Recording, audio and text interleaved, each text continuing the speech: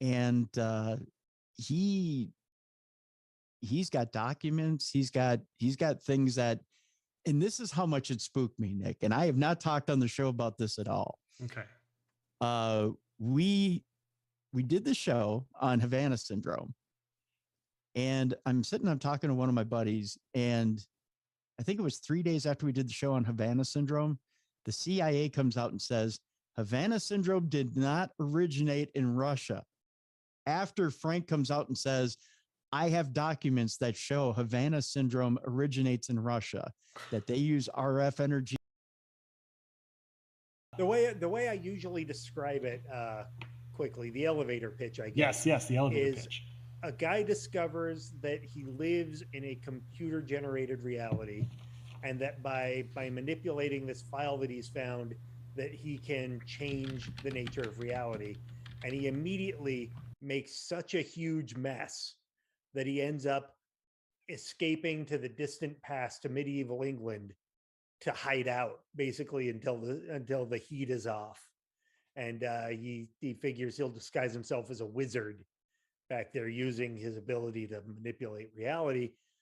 And immediately he finds an actual wizard.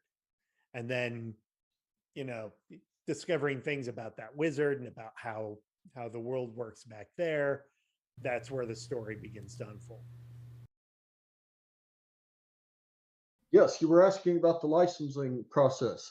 With Batman in particular, it was a two-stage thing. We do not have a direct license for Batman. We were able to work through our friends at Cryptozoic. And without them, there would have been no Batman project. Okay. Shout out to Cryptozoic. Yes, absolutely. Should we have Oberon say hi? Sure. To the fans? Sure. All right. So what is Twitch? Because I do it when I'm on the ground and a bug lands on me, I twitch. Is that what it, does everybody just go and they're just like I don't understand what it is. Like, is it that they're hungry and they need sausage, so they're just like Twitch? Is it like a bunch of people who used to do meth? No, that's tweakers. I don't know Twitch. What were some of your other favorite shows or movies that you did?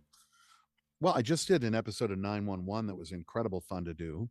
I really enjoyed doing that. I'd have to say possibly my favorite experience, with the exception of Justice League, because working with Zack Snyder is amazing and incredible in every way. Doing Almost Famous was unbelievable. Okay. Cameron Crowe is such an amazing director. He's such a good guy. It was telling that story, and it was like 4 months. It was how I spent a summer, was hanging out with a bunch of people who all liked each other, and we would play guitars all day and laugh, and sometimes they would turn a camera on us, and it was a journey into an era of music that I love, and it was just heavenly.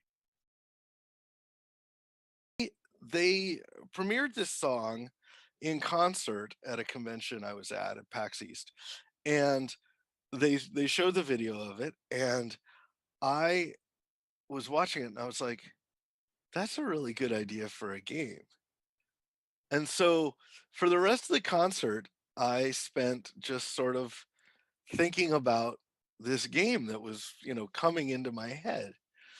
What I forgot was that they had put me down in the sort of front row guest seats, and there was a camera on me the whole time.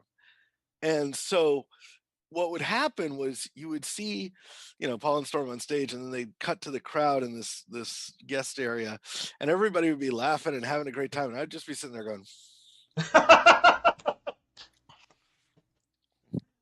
and just like I couldn't be less interested in what was going on. Any of them. Yeah, in Trary, I really thought Road of the Patriarch was in Trary's swan song, because I thought that was the perfect redemption for him. I mean, who else but Artemis and Trary could redeem himself by telling a priest, rebuild your temple, but if you do the same thing instead of what you pretend you're supposed to be about, I'm going to come back here and burn it down again, and this time you're going to be in it. And that's redemption for Artemis and Trary. But after I wrote that, I got so many letters from people saying, you really can't end it here with him because I had this in my childhood. And they got very personal and opened up to me.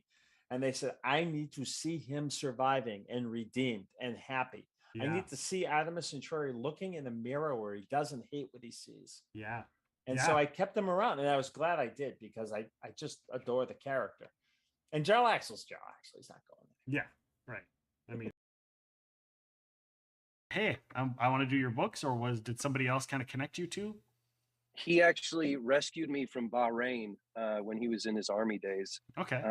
And he took a helicopter in. No, he's one of those guys who's got pretty good stories like that. So I wish it was cooler. He got onto me through Hunter. Okay. Hunter and he knew each other. Hunter Blaine is another series that I do the Preternatural Chronicles for. And Hunter he was pumping, Justin was starting his stuff, and Hunter suggested me. And the thing that sets Justin apart is he's like, talks the talk and walks the walk, in that he's like, I want to do this. And then he does all these things to follow through, like getting the sales up by working the promotion, by putting some money in. So we have really killer covers now. So he's one of those guys that like is hungry and also really easy to hang out and talk to, which are sometimes don't always go together. Like that with Munchkin Batman, because one of my favorite characters from the whole Batman mega story is King Tut. And I wanted to put King Tut in the Batman game that we did with Munchkin, but it turns out that he's part of a different licensing package. It just wasn't available to us. Oh well. Yeah, it was sad, but we got lots of stuff in there. It was great. That's great. And that's the new one that just came out, right? That's the new one. How excited are you to show people this game? Is it something that's just like, are you a big comic book fan? 10, maybe 12, 14, something like that. I mean, I got to write dialogue for Batman. Right. John Kovalik got to be a Batman artist for real. Was Art Bell much of an inspiration for you and the show? Oh, sure. Yeah, Art Bell is amazing. George Norrie, Art Bell. I had a chance to Ian Punnett. Ian Punnett was the first fill-in host. Okay.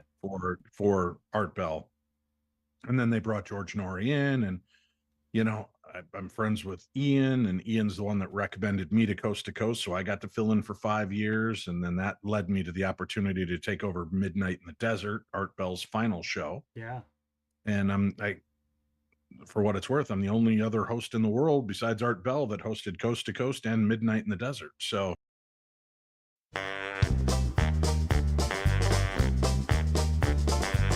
it's time to start the podcast. It's time to play some games.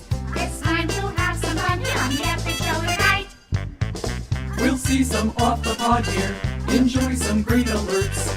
We'll have a grand old time here watching Epic Rounds tonight. We love it when we come here, we clip all of the screens. The chat gets kind of trolly on Epic Rounds scenes. But that's an awesome part of the Epic family. So let's enjoy the show now and start another hype train. We'll see the spicy chips fly on the most sensational, inspirational, celebrational, epicational. This is what we call the Epic Show.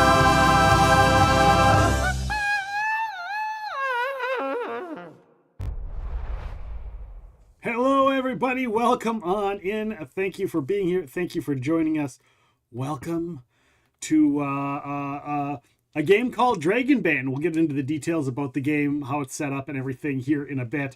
I want to shout out to Andrew, who is going to be our GM for the Old School 3 tonight. He had something last minute come up, kind of emergency situation, and had to cancel.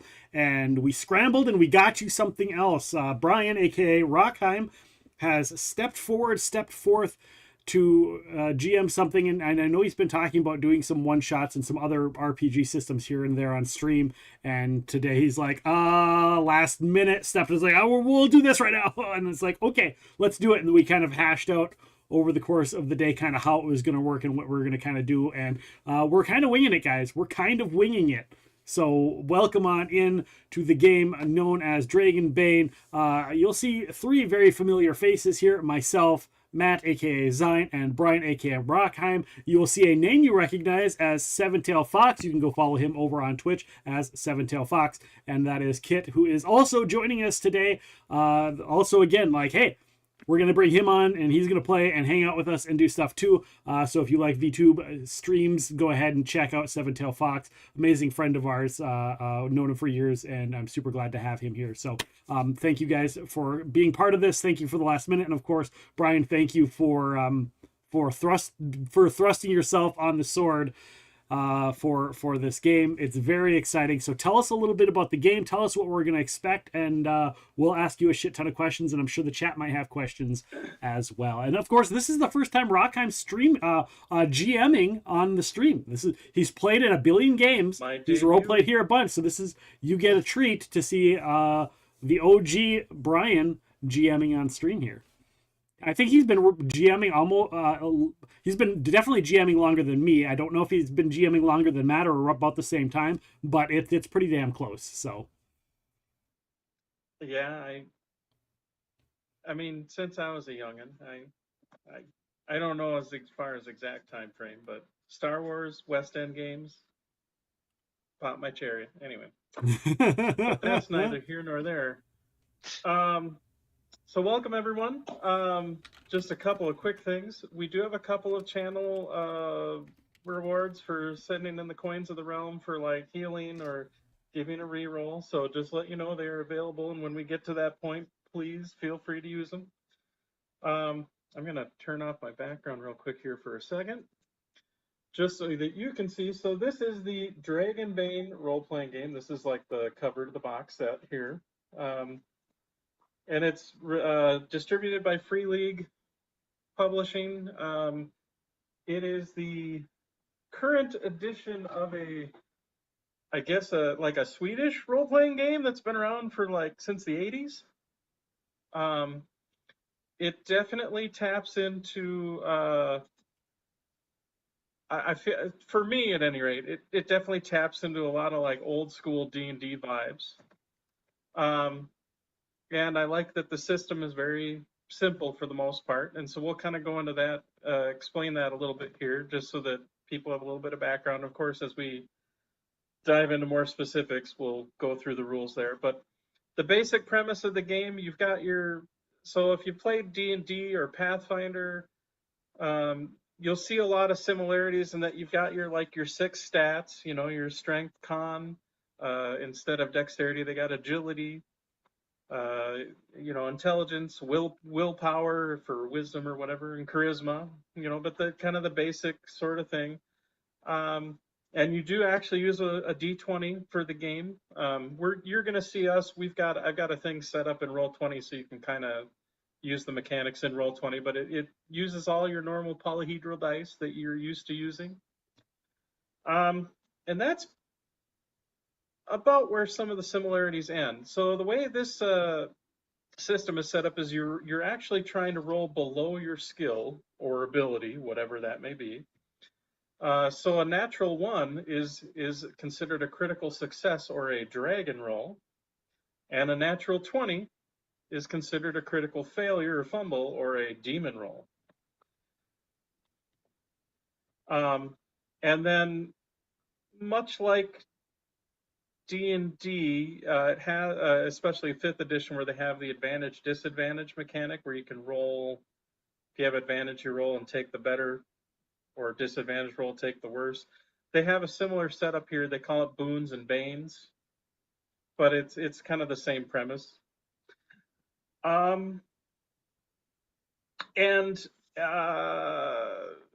mean, that's the very basic mechanic of the game. We can kind of go into the system is very, I would say, very streamlined. So if you're worried for a rule, like a game that's not super rules heavy, I would say this is definitely a decent one to take a look at. I would say on par or even a little bit easier with like 5th Ed D&D if you want to give it somewhat of a benchmark. I realize some of that's subjective, but you get the deal. But also kind of going back to like kind of some of the OG kind of D&D style feel to it. This game can be a bit more lethal, a bit more survivability well, you'll see what I guess you'll see what I mean as we start to go into it a little bit here. But I digress. We have the players right now, Nick, Kit, and Matt are playing 3 pre-made characters that are part of the box set. And let's see, let's start with, if I'm, hopefully I'm doing this right here. I'm horrible at the shortcuts. Let's see. So we'll start with Kit. This is Kit's character. Kit, please feel free to talk a little bit, as you've only seen your character sheet for about 15 minutes now. Please feel free to describe your character a little bit, as you are a race called the Wolfkin and whatnot, and please feel free to, Yes. or ancestry, pardon me. I'm Bastion Bloodjaw. Scarred, wiry in appearance. Not terribly friendly, at least until you get to know me and earn my trust a little bit. I like to take good care of my appearance. I dress proper, and I make sure that I smell nice at all times. Excellent. And what is your, so part of the defining characteristics of the game is you have a kin, which is like your race or ancestry, depending on what you look at. As you can see, he is a kind of a anthropomorphic canid, referred to as wolfkin. And then you also have a kind of a starting profession as far as what you did before you started adventuring, so what you're most experienced at to start with. May I ask, what is your profession? I'm a fighter by trade. Okay. And fighters, very analogous to like a D&D fighter, for those that are not as hip on role-playing games or nerdy as me.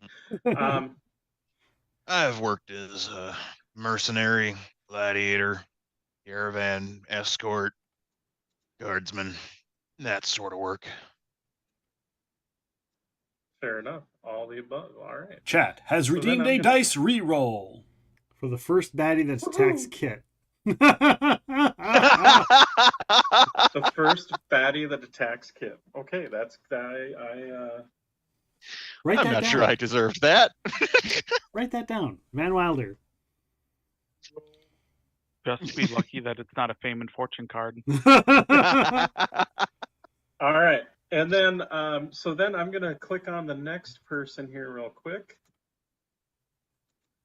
which I believe is Nick's character. So Nick, what is your kin and profession? So Krisana the Bold, according to the bio, it says, growing up in a city in the West, you were always coming up with wild ideas and daring your friends to take ever greater risks in the alleys. You've become an adept pickpocket and later started burglarizing luxurious mansions.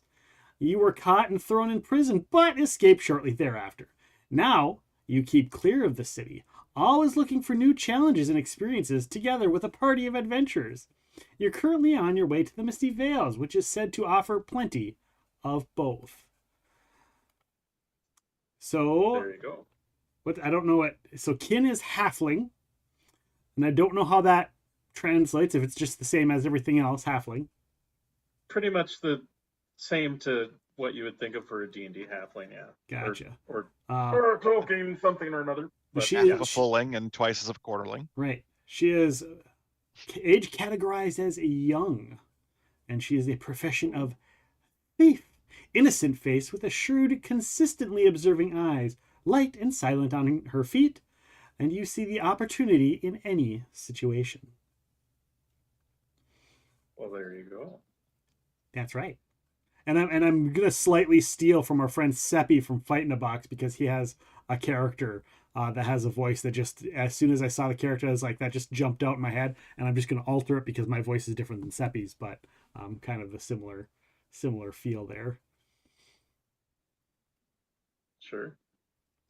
And then last but not least, we have, oops, that's the wrong one. That's me. That's you. Roll20, what are you doing to me? Uh-oh, Roll20 just died. There we go. There we go. Well, I Life feel is better it like wasn't a me. hurricane oh, sorry. Kind of. I am Makander of Half. Uh-oh, we lost Matt. I am a strong Oh, there he is. mallard. Did you really lose me? Nope, you're back. You're back. Okay. A strong mallard knight. He is the youngest son of the Baron of Half Bay, which is many days' travel to the east. Knowing that my father's title will pass to my older but lesser brother, I searched my soul and decided to forge my own path. I take great pride in my name and my honor, and I take missions that will help elevate not only my name and my honor, but help the weak while punishing the wicked. And I've been drawn to this area by rumors of treasure that can be found in the Misty Vale. Okay. Now, just to give you a little heads up, the Misty Vale, as far as in the box set, the Misty Vale is kind of like their default sort of adventure starting point setting. But realistically, much like D&D, you can make whatever sort of fantasy setting you want. In this particular case, I may wave the wand a little bit and take from Misty Vale out and insert the village of Whitecroft in its place, but we'll deal with that in a bit. As you may have noticed, Makander is what's considered a mallard, kind of a duck folk. In fact, I just think it's a fun picture, so I'm gonna turn off my background here for a second, just so I can share it. That is a picture. Is this supposed to be upside down? Or is that right side up? I can't tell. Oh, he's jumping. He's jumping. I see it now. I see it. Yeah, he's like leaping down. Yeah. All stably stab. But I just thought that was a cool, like, I love the artwork of this game. I will say that much. Like the artist is very fun. It's got a very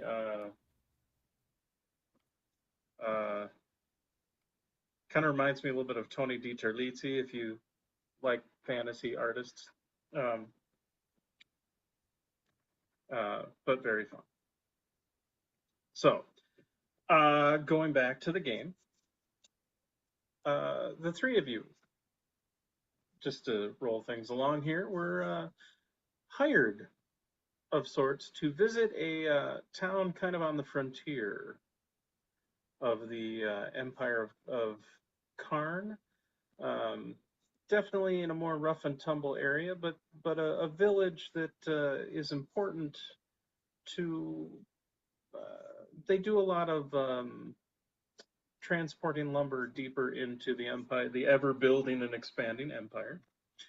And it is the village of Whitecroft. However, the three of you were sent not to help with dealing with goblin raiders necessarily or logging issues. You were actually hired by a relatively high up clergy member in the Church of Siren Fey, which is a religion based on kind of like a burning. None of you are necessarily, well, it's up to you whether you're necessarily religious in nature, but it's one of those religions where it's something to do with purifying flame.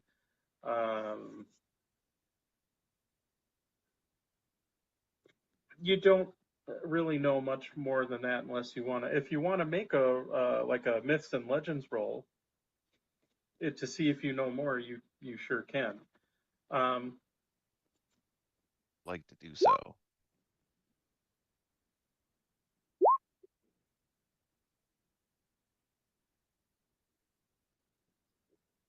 I am not rolling. Okay. So that's really about all you know. It's just kind of what the normal like the rumors of it that you hear, you know, it's not any, you don't really know much more than that. Now, I don't know, as far as just curious, for the stream, are they seeing the rolls in Roll20 at all? Oh, I can make sure they do. That's not the button. Because I could just kind of explain real quick how, There we again, go. kind of how There's the rolls. When I had the character sheet up on the thing, I put it away, but it is back now. Gotcha. So they can now see So just the to dice rolls. Gotcha. So just to let people know how this kind of reads as you're watching this go along, the number in red is your rank in the skill, and you are trying to roll underneath it. And then the number in green is what you roll. So unfortunately, in this particular case, neither McAnder nor Bastion know much more than the basics. Now, does a tie count as a success, or does it have to be under? It's a good question. You have to roll under the skill. So a tie is a failure. Correct. Got it. So meets it, still sucks. Now, and then one other quick thing with your skills. Now, when you look on your character sheet, you'll see there's a little dot next to the skill that if you click on it, shows a red dot. Right now, don't click on them. But that's how this game is played. Is there's no like leveling in the D&D sense where you gain a level, get some abilities, gain a level, get some more abilities.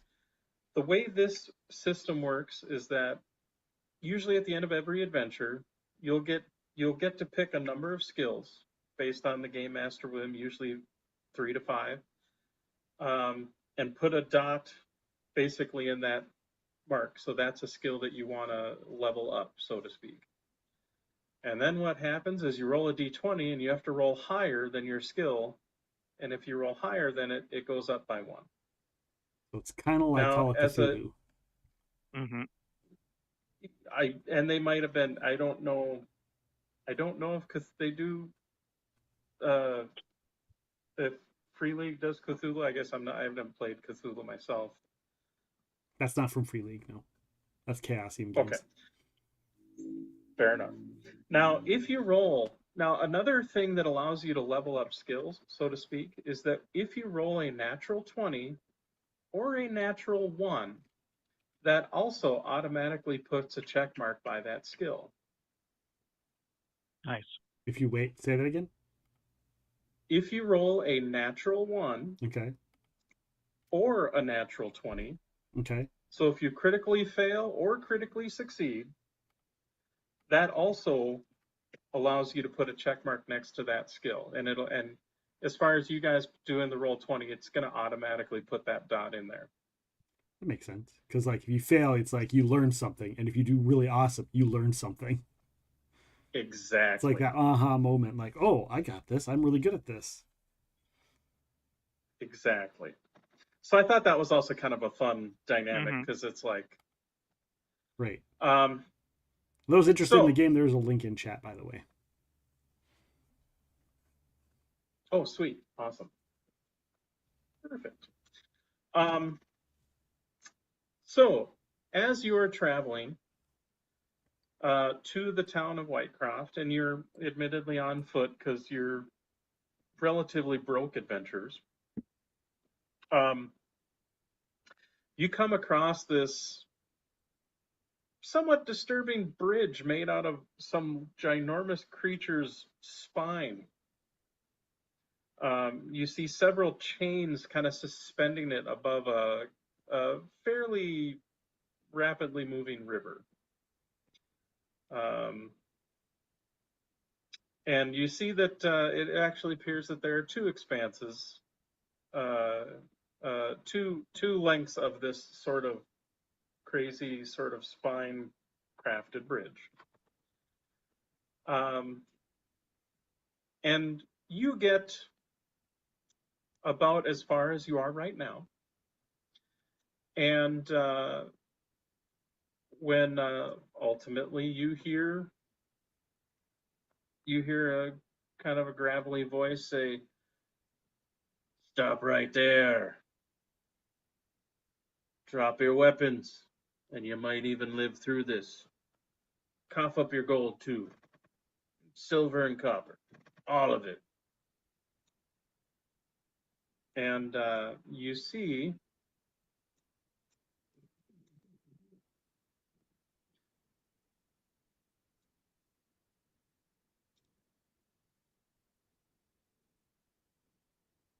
there are... See what I see.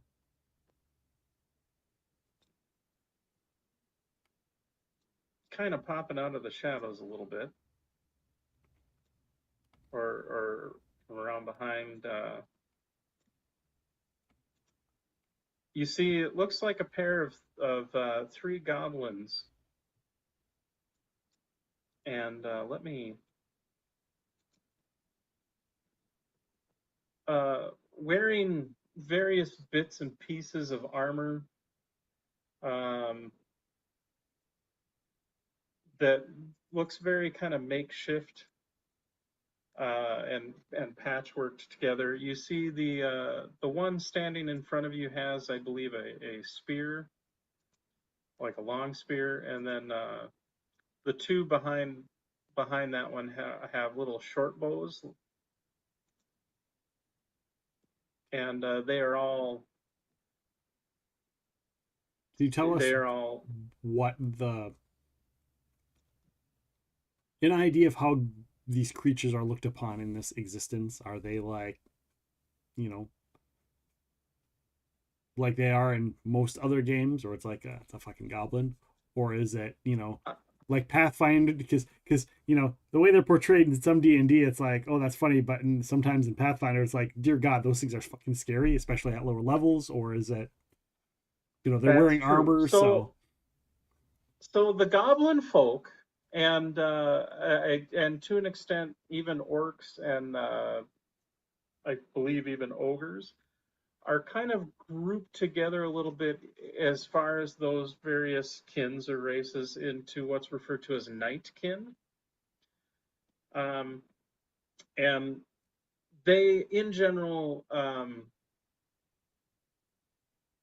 they're usually seen as anything from... admittedly, they may be seen as like second-class citizens on the good side, or more of the sort of Hobbit or Tolkien-esque, like horribly corrupted, nasty horribleness. So in general, not looked on too favorably. But they're not just like every single one of them is an evil thing. It's no. Well, okay. And that's the thing. That's more cultural bias kind of stuff. Okay. Dare I say it, racism. However, judging by the fact that they are aiming weapons at the three of you, can we see where they're at?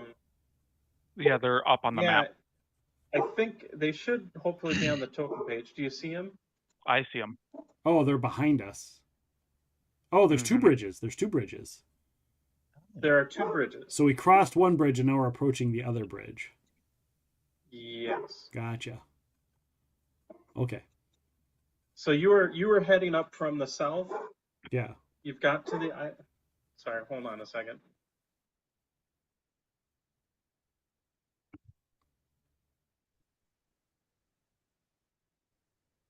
Sorry, apparently my local wolfkin had a few things to say. Right. Sorry, I forgot what I was saying. Goblins are demanding our money. I was gonna say, you two, how do you guys look? What is like the look on your? Are you guys like unimpressed or worried or like fuck these things? Like, what is the look on your faces? McCander never smiled, partially because he doesn't have lips, being a duck. But general mood. you He have always eyebrows. seems ill-tempered. Okay. Does he like to fight? He likes to fight. Okay. And Kit already has stated that combat is pretty pretty combat prone. All right. Combat is pretty second nature. I'm gonna look at the goblins and I'm gonna be like, oh, you know, it's really funny you say that, because we were gonna say the same thing to you. You should probably give us all your money. Now, these two guys, they're really well-known fighters. You don't want to mess with them. But if you want to try, it's your funeral, my friend. As a person who's in the business, let me tell you. Go ahead and make a persuasion roll. Persuasion. Oh, I was hoping for a bluff. Okay. What do I click on? You're hoping for what? Bluff. But that's okay. Do I click on the word or the number? On the word. So if you click on the word, it should roll the skill for you. Oh, so close. But yet, so far. Oh, my apologies. I forgot about a mechanic, which I should now discuss. Okay.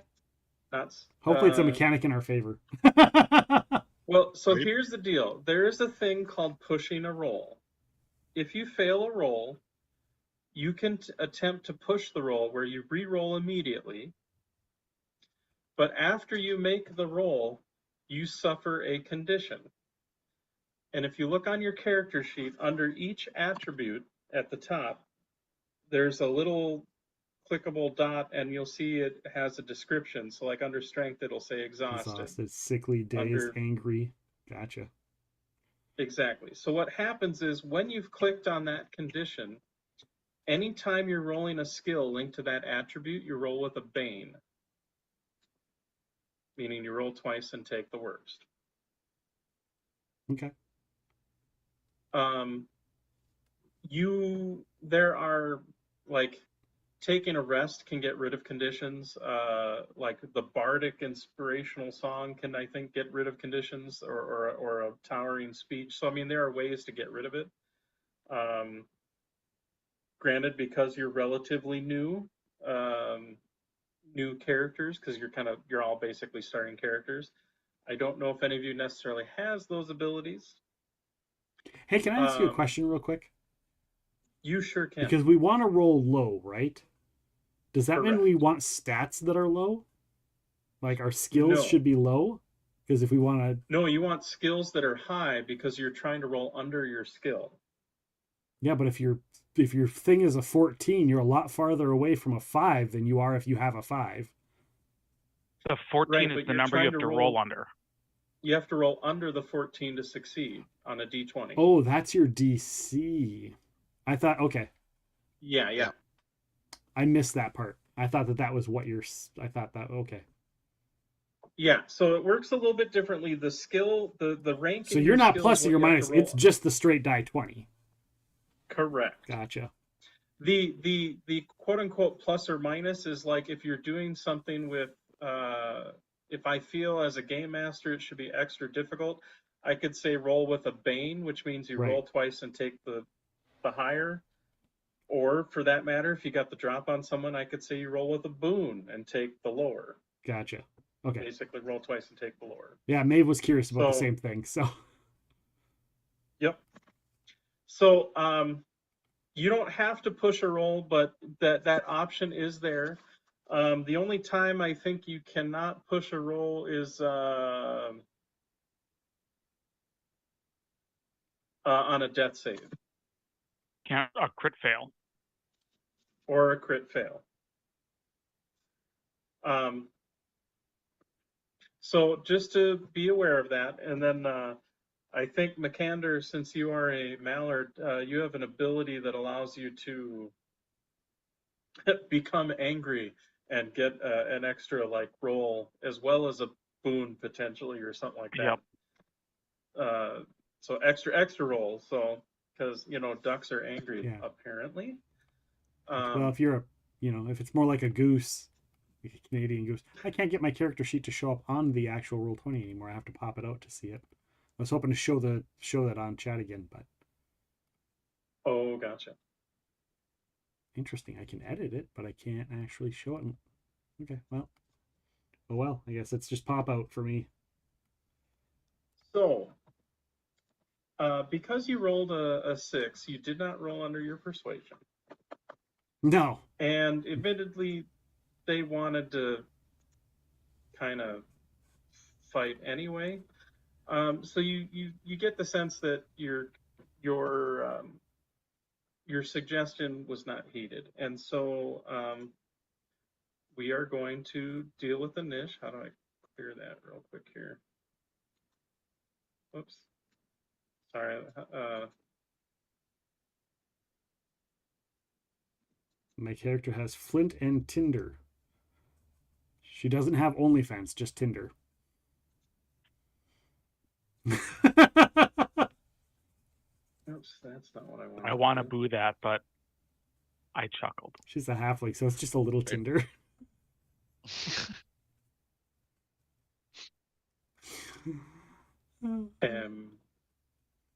Tinder Light. Tinder Light, yeah.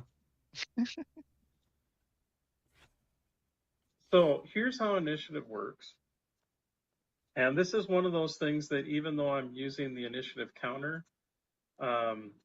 it's going to be a little, whoops, that's not what I wanted. It's going to be a little funky because I haven't quite figured out how to set up the initiative properly in the Roll20 mechanics. But basically there's a deck of cards counting from 1 to 10. And basically everybody, or in this case, usually draw like one for a group of monsters or whatever. Everybody gets a card.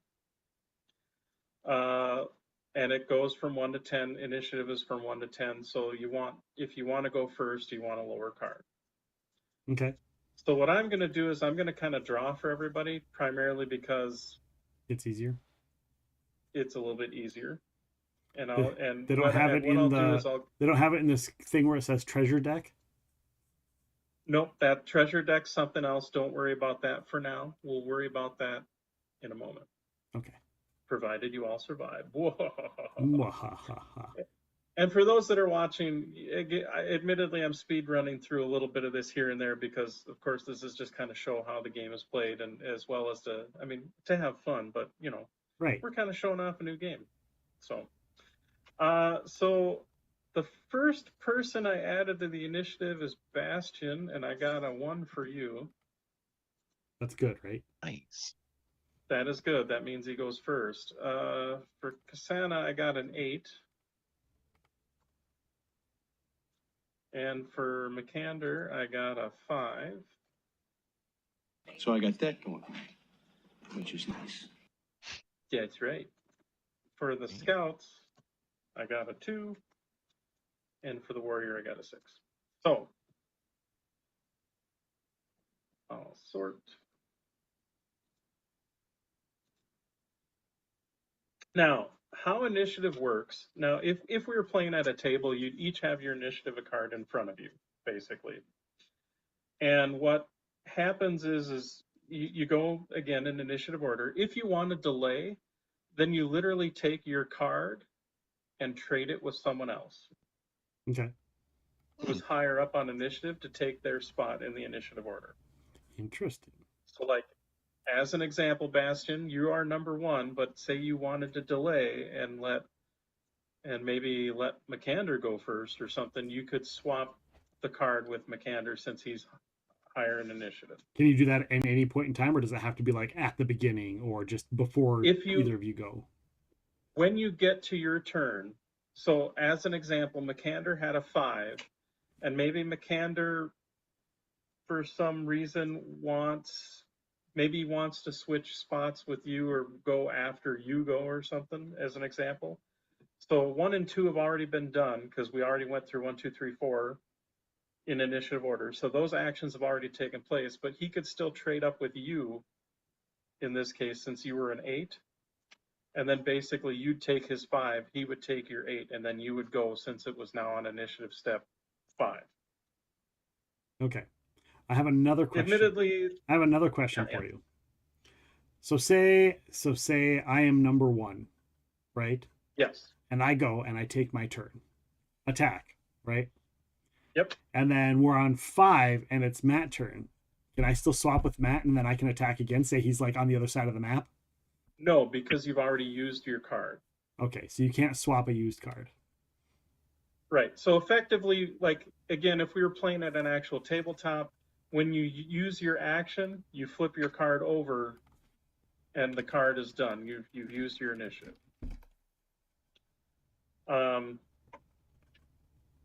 Much like I'd say 5th at D&D, you have basically you can move and do an action of some kind. You can chop up your, if I remember correctly, you can chop up your movement if you need to by doing your action.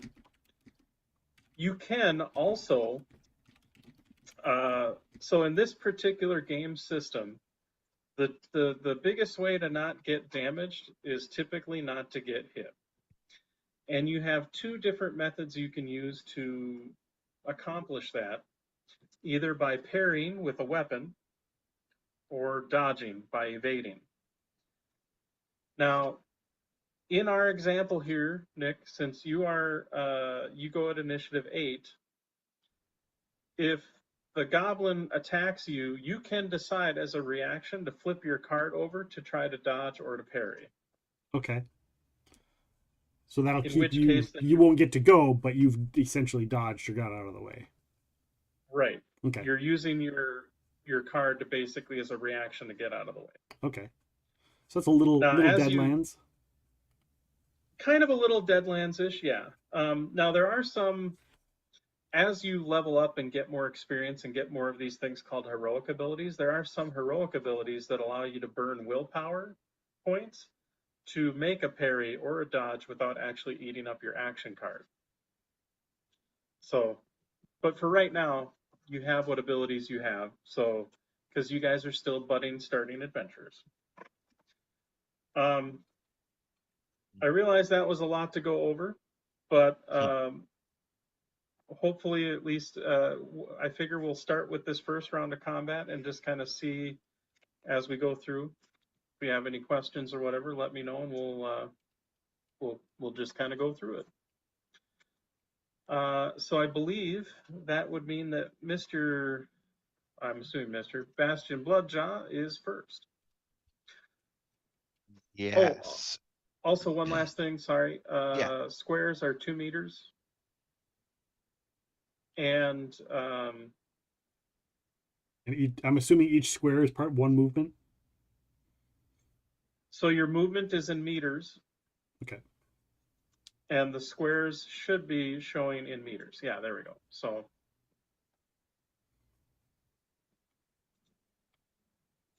just to give you just doing the quick ruler thing so you can just kind of see. Yep. So if I have a movement of 2, I can move 1 square. You should have more than a movement of 2. If you look It should be next to your just name. above your inventory, there should be a movement listing there. Yeah, like mine's 12.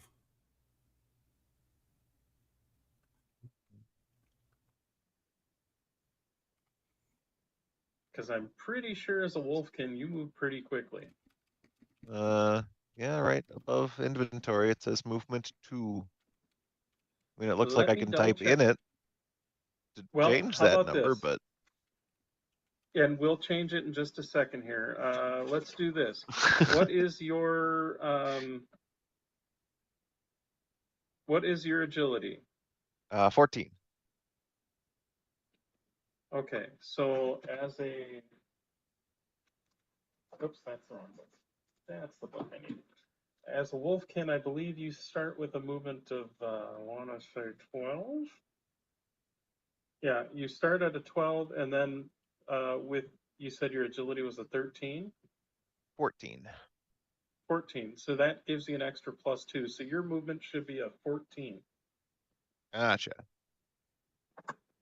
You're almost double my speed.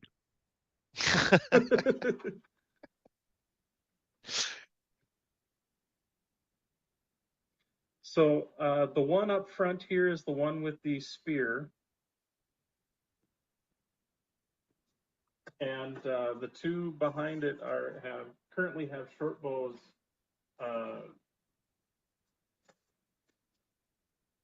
Short bows out and aimed towards you guys.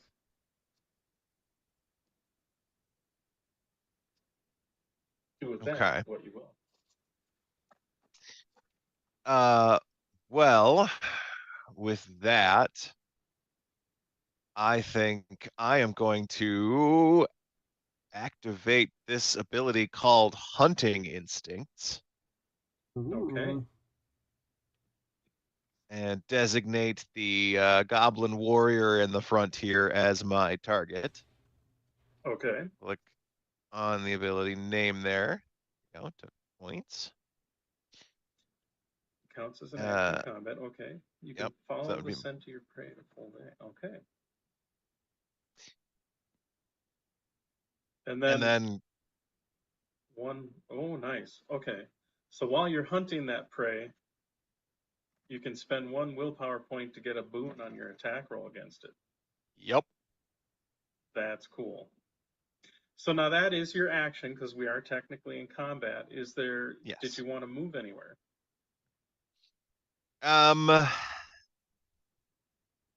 Let's see, my movement is...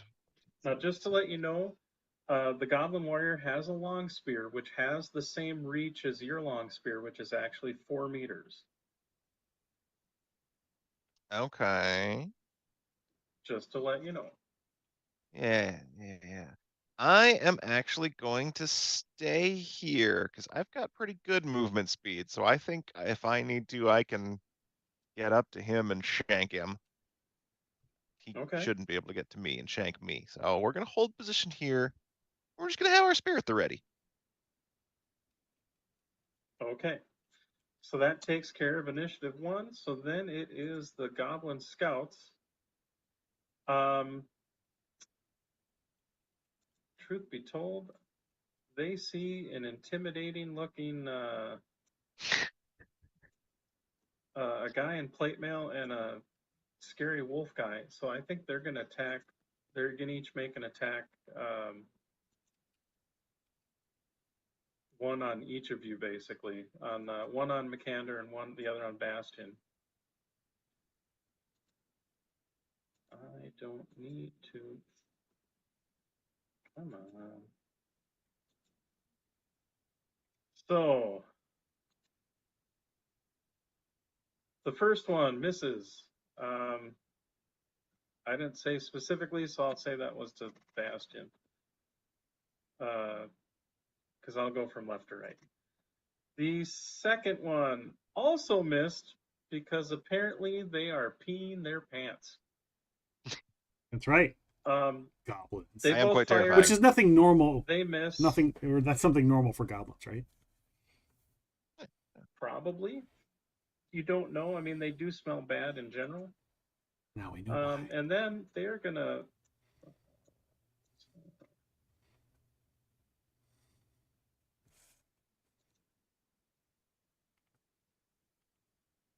They're gonna go back up on the bridge a bit because they are both scared, and that's gonna be them. So now it is McCander of Half Bay.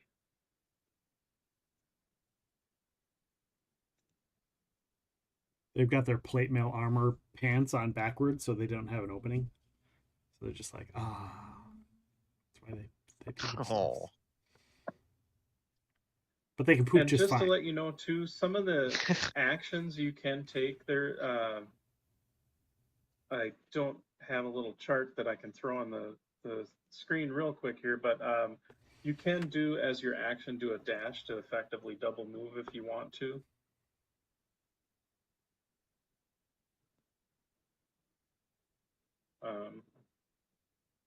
Also, you can do like a melee, range attack, a parry, a dodge, picking up an item. equipping armor or helmet, first aid. Are daggers considered the knife skill? Are what? Are daggers considered the knives skill? They are. Okay, just making sure that they didn't have that. And if you click on the so if you click on the bottom of your character sheet where it shows the weapon, it'll actually do the weapon attack and the damage. Nice. So it'll kind of roll it all out for you. But so McAnder, you've moved up a bit. What else are you doing? I can't hear you. Because I was muted. I assume. Did we have our weapons drawn? You can, as a free action, can pull out your. It's Okay. a free action to kind of draw weapons. So Okay, cool. it's assumed that when they were like, "Brr, brr, brr," you drew weapons. Nice. I want to get up there, and I'm assuming he's going to probably come and try to stab me. So can I get ready to parry when he comes up? If you want, you can hold off using your action to use it as a parry. Yeah, I would like to do that. Okay. So then it will be the Goblin Warrior who.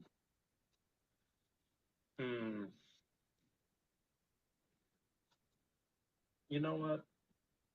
It's not going to be fun if they just run away. So the Goblin Warrior is going to move up to there and is going to try to attack you. So first, let me see if the guy even hits you. When you say you, who do you mean? Oh. Sorry, McAnder. My apologies. And actually misses. Did not roll. Did not roll that great. Cool. So you then effectively have kind of held your action, so you can you're the only one, I believe. Chat has redeemed a dice reroll. Dice reroll for the GM. Oh, thank you guys. Let me try that again then.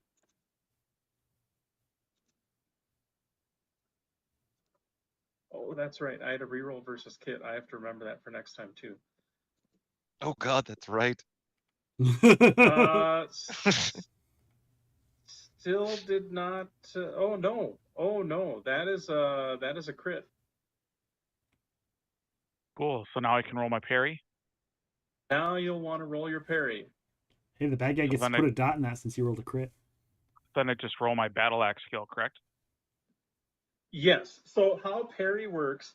So if you have a shield, whatever weapon skill you use, so like swords or axes or whatever, is what you use to parry with the shield. Okay. So, and shield is considered a hammer for some reason. Only if you want it to be. You can set it up to be whatever you want. What's your character's hammer skill at? 14. Okay, so I parry. I parry. And automatically have a point in hammers. Yeah, you get a little dot. Now, normally when you parry with a weapon or a shield, if you succeed, you take no damage. But if the damage exceeds the weapon or the shield, then that gets damaged and needs to be repaired before it can be used again. Okay. However, because it's a piercing weapons do not mess up shields, so it doesn't do any damage to it, and you are fine. And so I rolled a nat one, so that's rolling a dragon, right? Right. So if you look on your character sheet, it should already show a dot next to hammer. Yep. If you roll a dragon during parry, you immediately perform a counterattack.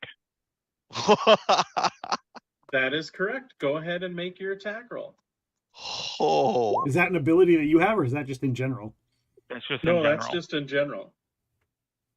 Nice. Amazing. And you got a 10, which is below your battle axe, so you hit the guy for 13. He had studded leather, which drops that by 2. So Wow. yeah, so that's 11 and oh, for crying out loud, yeah. So that you chop, you block the spear, block it up high, and then just come in low with the axe and just chop it down. I'll just look at the scouts and be like, "You should have dropped your stuff and ran."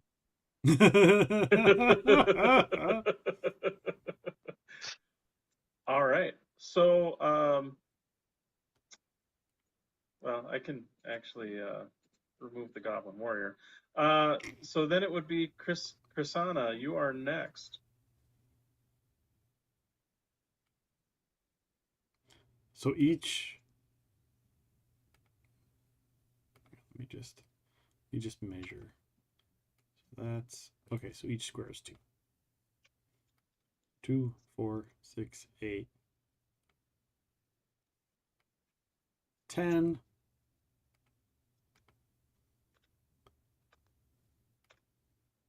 What was he using for weapons? What did he have for weapons? He's got a long spear and chainmail. Okay. Although the chainmail has got the chainmail is damaged. We'll put it that way. You would need to take it to a crafter or artisan to get it repaired. Gotcha.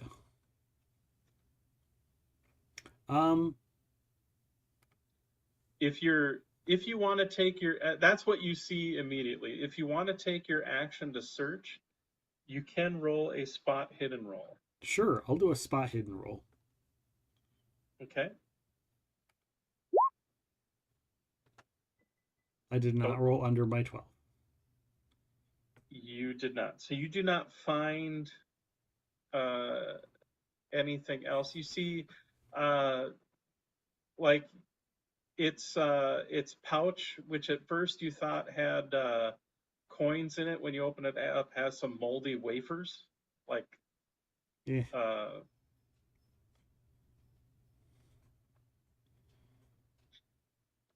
And then you see a small it's a small glass jar that's stoppered that has kind of a little bit of a murky liquid, and as you shake it real quick, you see there's like a dead frog floating, kind of bouncing against it. Huh. Wow. They might be poorer than we were. We might be able to sell the spear to get some dinner. And I'll pick up the spear.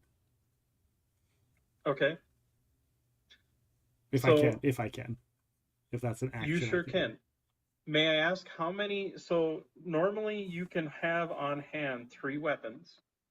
Anything else would go into your inventory. How many weapons do you have currently? If you scroll down to the bottom.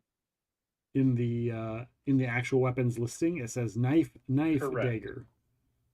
Okay, so you have 3 weapons already like sheathed. So your spear would take up, the long spear would take up an inventory slot. Okay. Even if I'm just holding it in my hands?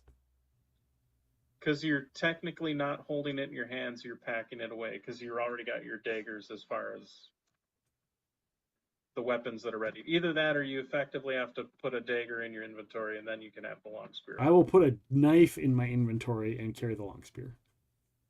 All right. I'm going to say then that that'll be your action. And okay. If you have any movement left, you can move. I was at 10. I'll go back one more because that's my total movement, and then I'll be done. Okay. In case they move up or anything, but they might not. That was our first round of combat. So I'm going to draw for our next initiative here, and I'll update it. I am going to use my veteran ability.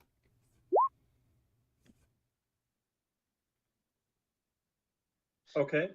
So then you still have a 1. Yes, I do. Nice. That's really a cool ability. Uh-huh. Goblin Scout's got a 3. Can really be abused when you can kind of delay and just like trade with somebody. Because like if I got a really crappy card, but one of you guys got, you know, a 1, Trade it and then oh get yeah, to you keep just it. go first. And, yeah, then we'll just keep that 1. And it just costs willpower, so you could do it a couple times. Yeah. What happens when you run out of willpower? So typically when you run out of willpower, you can't use any more abilities Okay. Until you rest. Now Okay. you can, as your action, take what's called a round rest. And if you look just above your willpower and hit points, there's a little check mark for it. If you do a round rest, you can, a round rest allows you to heal a D6 willpower. Okay. And then a stretch rest, so a round is your, like 10 seconds or whatever. A stretch would be considered 15 minutes. And if you did a stretch rest, you recover some health and some willpower, and you also heal 1 condition. Okay. And then if you do a shift rest, which is like a 6-hour rest, then you heal basically everything. Okay. But the trick is with the shift rest, it has to be in a safe place. Gotcha. And I say that with an evil DM grin. Yeah.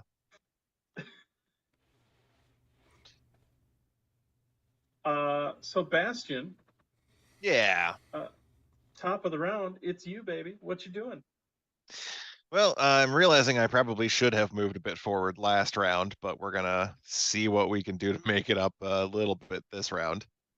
We've got what, 14 was our movement speed, so 7 squares. Yep. But you said I can dash as an action and go double that, right? Correct. You basically, when you take the dash action, you basically can move your move So again. 28. Let's see, that would put me right about there. 2 squares away. Oop. All right.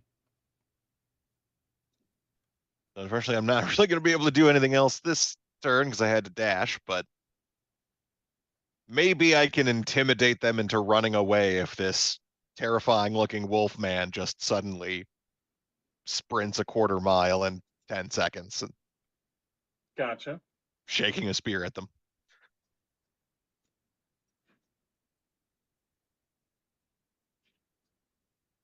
Or you just crush them. Okay.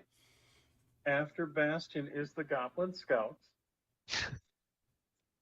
You hear the Goblin Scouts scream out, "Get off your asses, we're in trouble!" Ruh-roh. And you see, kind of on the other side of the bridge, you see there are a few more Goblin Scouts that are kind of waking up. And you see they were kind of like, you see maybe some rough, rude sort of pallets kind of on the ground. So, oops, where did I? Oh, there we go. You see three more across the bridge that are starting to wake up. And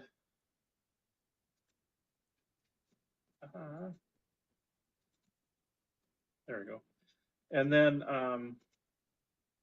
the 2 that are on the bridge are, I think, going to continue. I mean, it's 2v1. Continue running. And one of them gets a reroll. Yeah, but they don't know that. Sure they do. If we know, they know. Well, and then they're both going to shoot. Oh. And then they're both going to shoot at Bastion there because you are big. Because you're Chewbacca. Right in front of them. And you're big and scary.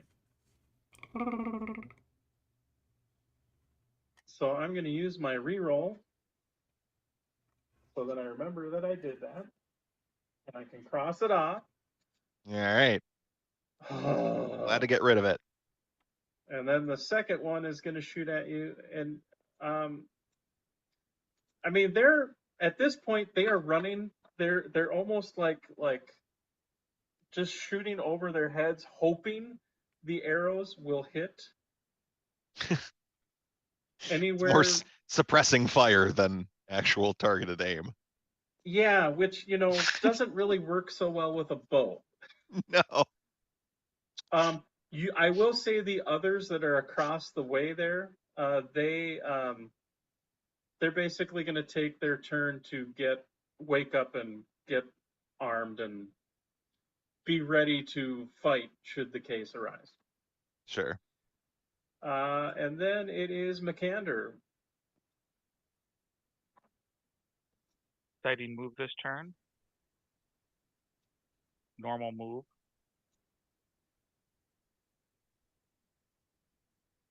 Dash. I'm done. Okay. Having a move of 8 is fucking rough. That's fair. That's fair. Yeah. And then it is Chrisanna.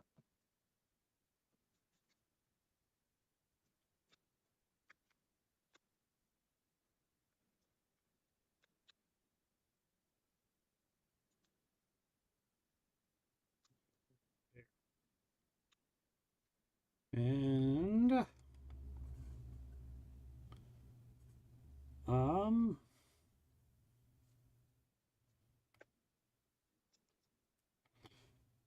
what kind of I do have I'm not very good at that. What's that? I just realized that that spear was a skill check. I thought it was going to be one of these other skills, but it is a skill check, and so I will probably put that in my inventory since I can't really use it. And put my knife back. I really can't do anything else because I don't really have a ranged weapon. You can so technically, like your knives and your daggers, they are throwable. Yeah, but there's a river right there, and if I throw and I miss, I'm gonna lose it forever, and we're broke. Just don't miss. Right. Get good, Nick. Get good. That's just to let you know, as far as if you click on the weapon, it should show you what the range is. But like for a lot of thrown weapons, it's usually going to be like, I want to say it's either equal to your strength in range or equal to your strength times 2 in range, depending on the situation. Yeah. So, and what that means is the first range increment, so to speak, you roll normally. You can roll double that range increment, but if you're past the first range increment, then you're rolling with a bane. Yeah, so I couldn't even throw if I wanted to. So, I mean, I could, but they're past to double my range because I only have an 8 strength. That's fair.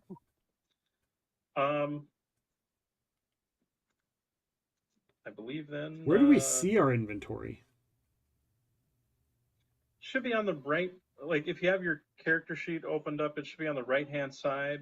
Oh, I see. Lockpick, simple, torch, rope, hemp. Since we are next round, I once again going to use my veteran ability. You're using your veteran ability? Yep, I'm keeping that one. All right.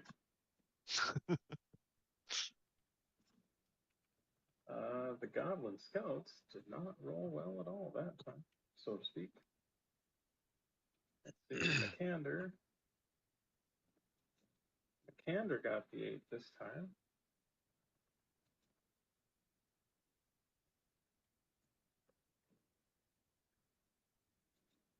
Well, the good news is you're all going before the Goblin Scouts. Yay!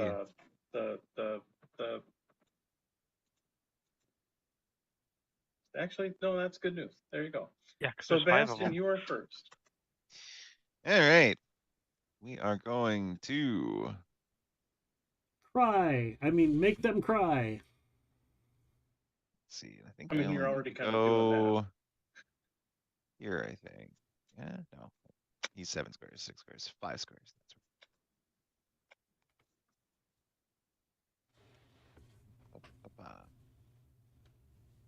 And then I should be close enough to stabulate them with my long spear. You sure are. And I'm going to start by stabulating the one on the left. Okay. That would be a miss. Oh. So again, for those that are watching and looking at the rolls, the red number is the person's rank and the skill, and they are trying to roll under it, and so the green number next to the long spear is what they rolled on their 20-sider, basically. Oh, that would have been perfect damage too. Now, you can push the roll if you want. No. No. Pushing on Now, I strength will would be say a bad choice. and here's the thing. I will say this much. Chat has redeemed a dice reroll. Oh, look at that. You get a reroll. Yeah. Hey, thank you, chat. Thank you, Peaceful. Oh, all right. So should I just click the You can either click it on your character sheet or click the red button, whatever you want to do. I'm gonna do spears. I'm gonna click on spears this one. There we go. There you go. Now,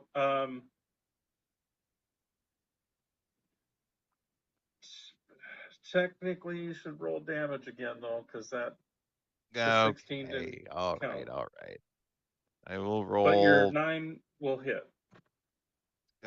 No, I don't know if I can just click on the damage. I'll just click the long spear button again. Okay, so that was 7 to that guy, and that's this one here, the one on the left. Yes, one on the left. That is so much less damage. Okay, and they have okay. You stab into its shoulder. It is a hurt unit. It is not happy. It is still up, but it is very damaged. All right. Well, I think that's what I can do for this round. Okay. Makander, you are next. What type of action would it be? So I see that Nick's character has the spear on her back. Yeah. What type of action would it be? Like, could I grab the spear, move, and throw it? Yeah. Yeah, I'd say, I mean,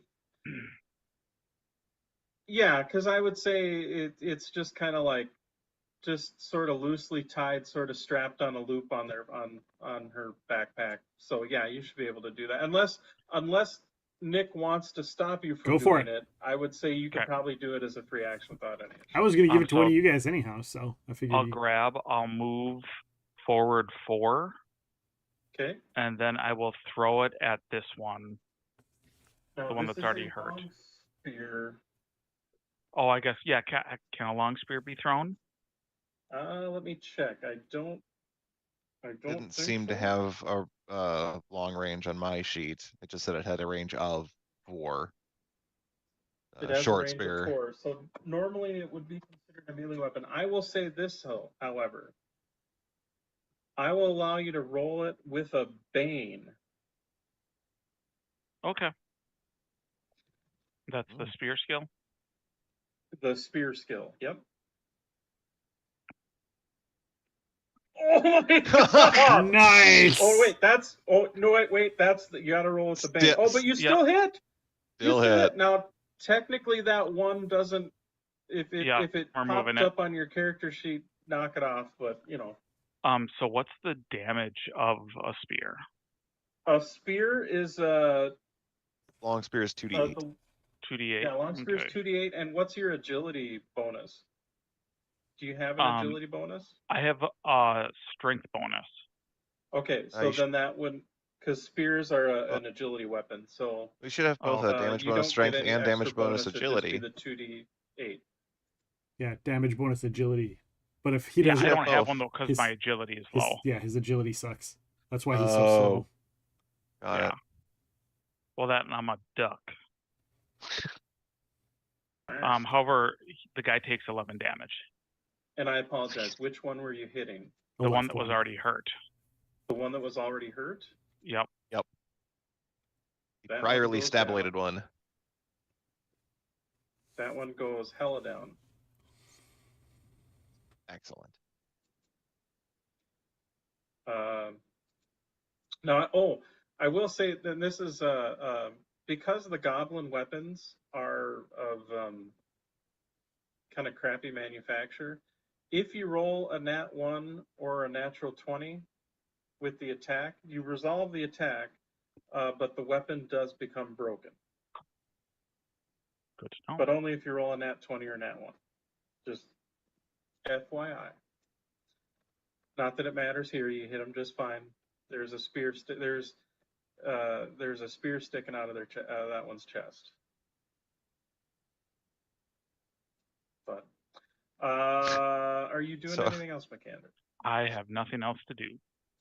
Then it is So you- Kasana with the scouts on deck. So you perfectly parried that spear, and then you perfectly threw it into another guy's head. Yep. I mean, pretty much. Quack quack, motherfucker.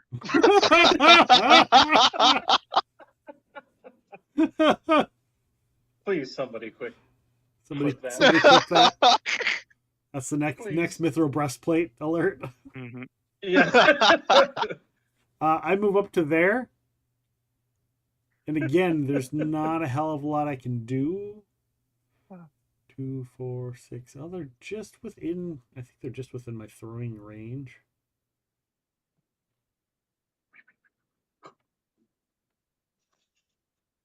Let's see.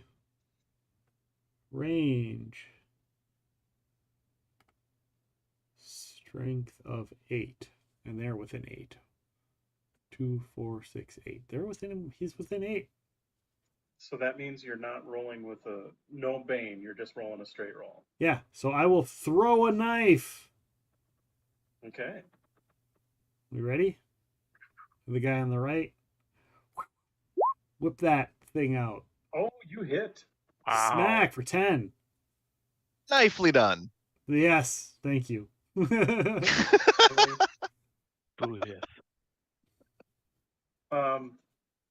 You hit it in the middle of the forehead.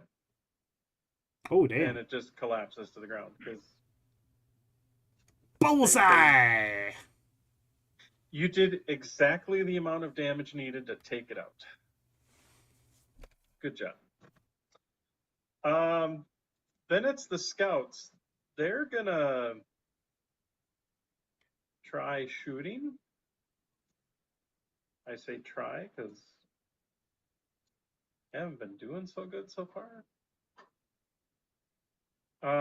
And I think because,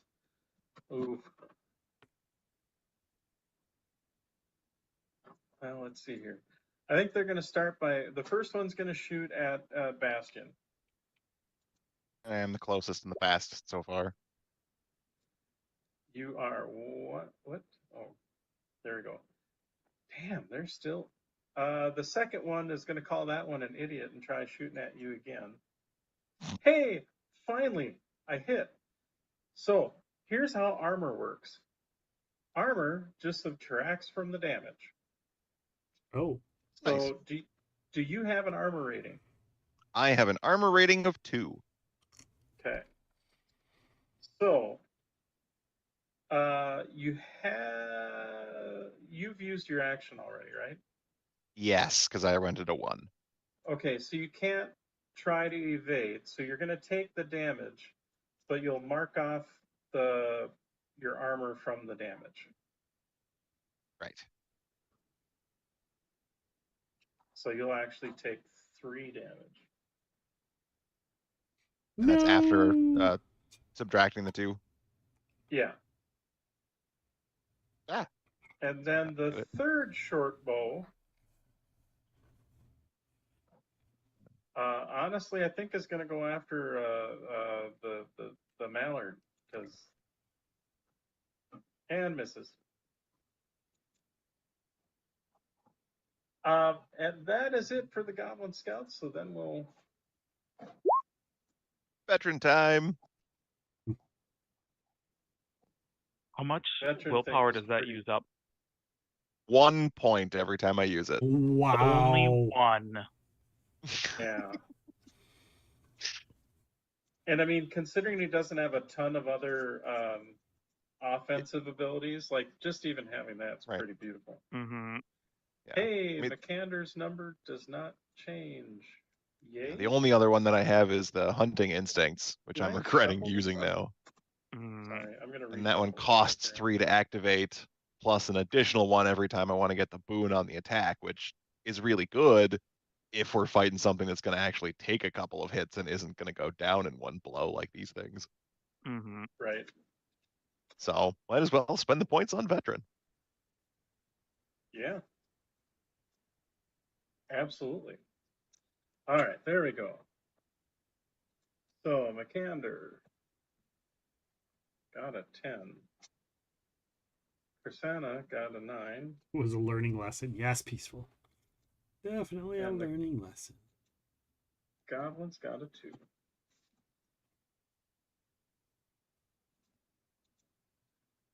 All right. So, top of this round of initiative is Bastion. All right. Bastion is going to charge on up to the goblins. And is again going to try to get his stab blade on with the long spear. And Okay, we're now going to just- try to. To let you know, you don't necessarily need to be that close if you don't want to be. Because you've got a reach of 4 with the, so you've got a 2 Yeah, I square reach suppose. with the long spear. I mean, you All right. can. I'm not saying you did. No, that's a Okay. good point, though. That's a good point. Keep a little bit more distance between us, and then we'll stab blade. There you go. Yeah. Boom. There we go. And That's a bit better. And you hit, and you did the one on the right. Yep, the one on the far right. Goes down like a bag of rocks.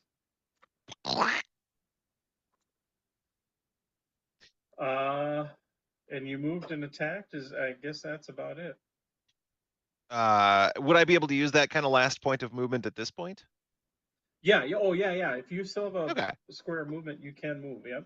And I'm going to do one more square movement and just kind of pivot a little around to the right.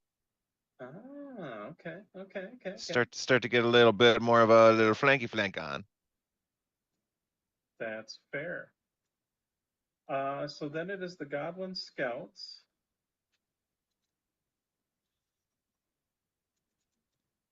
And the one that's right next to you, Bastion, is going to draw its short sword and attack you.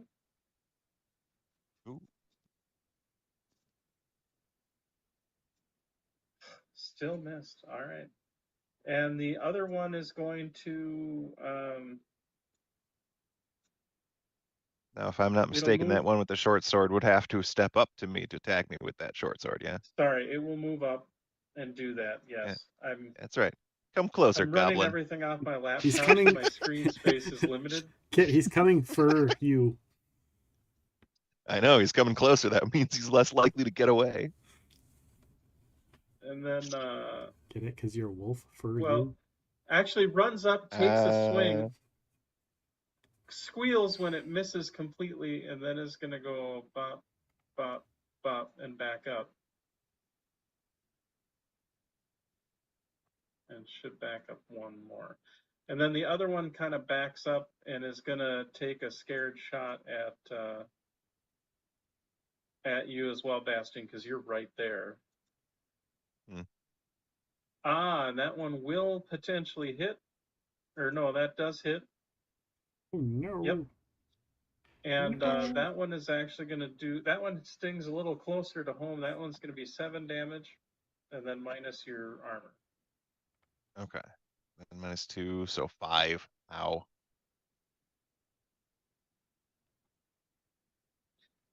that one's a spicy meatball. I don't like and then that. Kasana's up with McAnder on deck. All right. 2, 4, 6, 8, 10, 12. And hey, he's only 6 away. Noise. So, oh, can I pick up my knife along the way? Does that take an action?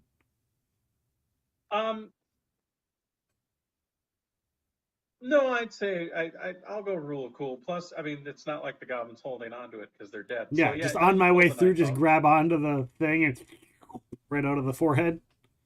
And on the dry, just use that friction to throw it when I take a couple more steps. Okay. If nothing else, the one can infect the other one with, I don't freaking know. All right. Knife! Meets it, fails. Now, do you want to push the roll? And what 'Cause happens if I push the roll? So when you're pushing the roll, you get to roll again. Yep. And then after that, you then suffer the condition for that. You suffer a condition. You can technically pick any condition, so it doesn't necessarily have to go under agility, like the agility one, like the sick or the dazed. But the condition has to kind of make sense.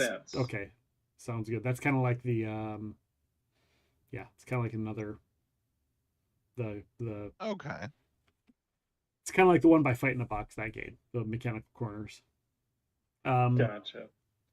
So it's up to you. I don't know. I don't know what those. Reminding people that I they don't know what can those do. You want to tell us what those do? There's exhausted, sickly, dazed, angry, scared, and disheartened, and that's exhausted for strength, sickly for constitution, dazed for agility, angry for intelligence, scared for will, and disheartened for charisma is what I have listed.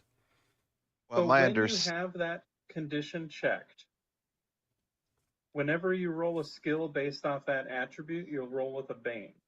Okay, so there's not like a thing. It's just anything that uses that attribute. Right. So, Okay. like, if you took exhausted, any future strength checks would be at a. Okay, so there's not something that's like exhausted. It's just a fancy term for disadvantage for all strength checks.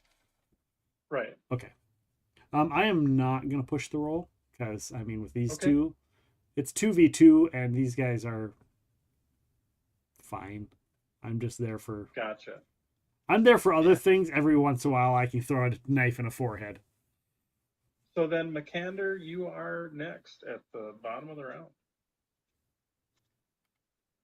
Okay, so I'm moving up. If we're going to allow rule of cool, I'm going to grab that spear from the goblin's chest as I keep on moving. Okay. Dash. Do me this favor. Make a strength roll because you have to literally fling the goblin body off the spear. Can I just click strength to roll it? Yeah. So if you click on the strength thing, there you go. Oh, I did not. I was not able to pull it. So here's the deal. No. You pull the spear, but the goblin body is still stuck to it. Because it's a spear, it's not like a little knife. So what I'm gonna say is, if you want to chuck it, you're gonna roll with a Bane because of the weight of the goblin. Do it. Do it. Because I want to see one goblin fly through the air and kill the other one. Granted, you were already getting a Bane because technically it's a weapon you don't normally throw, but you get more Bane, which doesn't really mean anything other than you just roll with a Bane. Cool. But yes, really, for it's those more of viewing a. it, you try to pull the spear out, and you pull it up with the body of the goblin. That actually, as you pull it up and look at it, you see the goblin slowly, like pinwheeling down the shaft of the spear towards you. Cool. So that just makes my mood bad. So I become ill-tempered. Okay. Which then makes me angry. Okay. but it gives me a boon on a skill check. So I'm the going to boon will use that balance out yep, with the bane. So now you're just going to do a straight roll. yep. Peaceful says Oh double my God, bane you should. hear it? I hit it. Nice.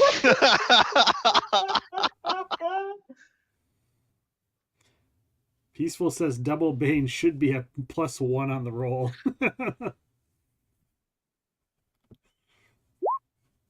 For 13 damage. And just to verify, that was this guy? Yep. Yeah, even with their armor, they got you. So you pull the spear up, Like- goblin slides down, and you're like, yeah, fuck it. Run! Like the lawn dart from hell, you just yeet that thing and in fact the weight of the body, like you almost just yeet it up in this huge arc, and the weight of the body causes it to come down right on the other goblins. So now it's like the most grotesque goblin totem pole that Now you gotta pick it up and do it again. And I'm just going to repeat, should have ran. Fair enough. All right, so then new round for initiative. Bastion, are you using your ability? You're goddamn right I am. There you go. So the scout got that. Santa got that. Got that. All right, so initiative is Bastion, unsurprisingly, is first. All right, Bastion is gonna charge on over to this other goblin scout, and we're gonna give this stabulation one more try here. All right. You hit. There we go. Almost a crit. Oh, you hit. Almost a crit. Yeah, that one's dead as a doornail too. And we are effectively out of combat. So let's do this, guys. It's 8:15-ish. Let's do a brief maybe a brief break. That sounds like a good idea, right? Okay.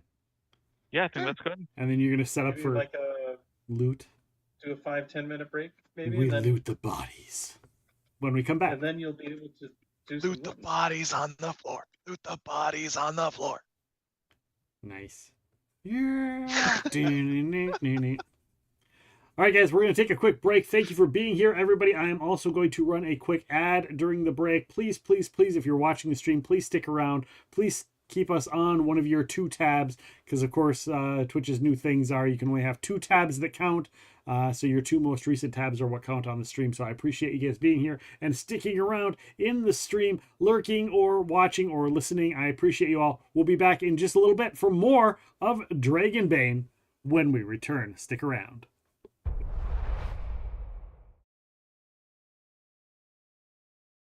I won a Scribe Award last year for a novel I did for another tie-in company, Red Hat Productions, who does the Adventures of Basil and Mobius, which is very much James Bond meets Cthulhu.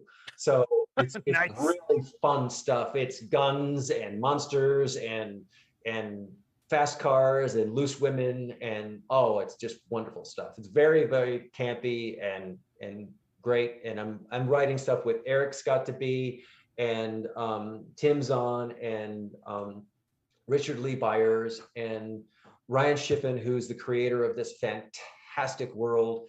And it's just wonderful. It's a real kick, right? You know, to be able to say, I get to put words in Spider-Man's mouth or Wolverine's mouth or whatever. It's neat. But on the other hand, you also feel the pressure because you're like, oh man, I don't want to, this is something that matters to me personally. Yeah. I also know there are a lot of fans out there. So if I screw this up, I'm going to hear from it. So, and rightfully so. I'm not going to argue with that. But it's tricky, some of the stuff I've done. I did a Marvel Heroes Battle Dice game for Playmates Toys that came out almost 20 years ago now. I guess maybe 18 years ago. And that actually had television commercials and it was in Walmart and Toys R Us and Target and all that stuff. And I've worked on a couple different Marvel MMOs, just doing, barks and dialogue bits. What's kind of your style when you're putting it together a story, or are you kind of a mix mash depending on the situation? Yeah, I mean, I always say my process is chaos. Okay. That's a good. I'm writing that. I'm adding that to the list. Yeah, my process is chaos. It's different for every book. Different books have different needs. Like, for example, with the Anti-Darken books, because they were historical, I had to do a tremendous amount of research, and I did have to outline those because I was hitting certain historical events, and I needed to make sure that I had the timeline that I wanted and that I was hitting the things that I needed to, but that also the story made sense and was a compelling story using those events. So those books took me a lot longer to write. They were maybe a 3 or 4 month draft, and then obviously a lot of time in revision.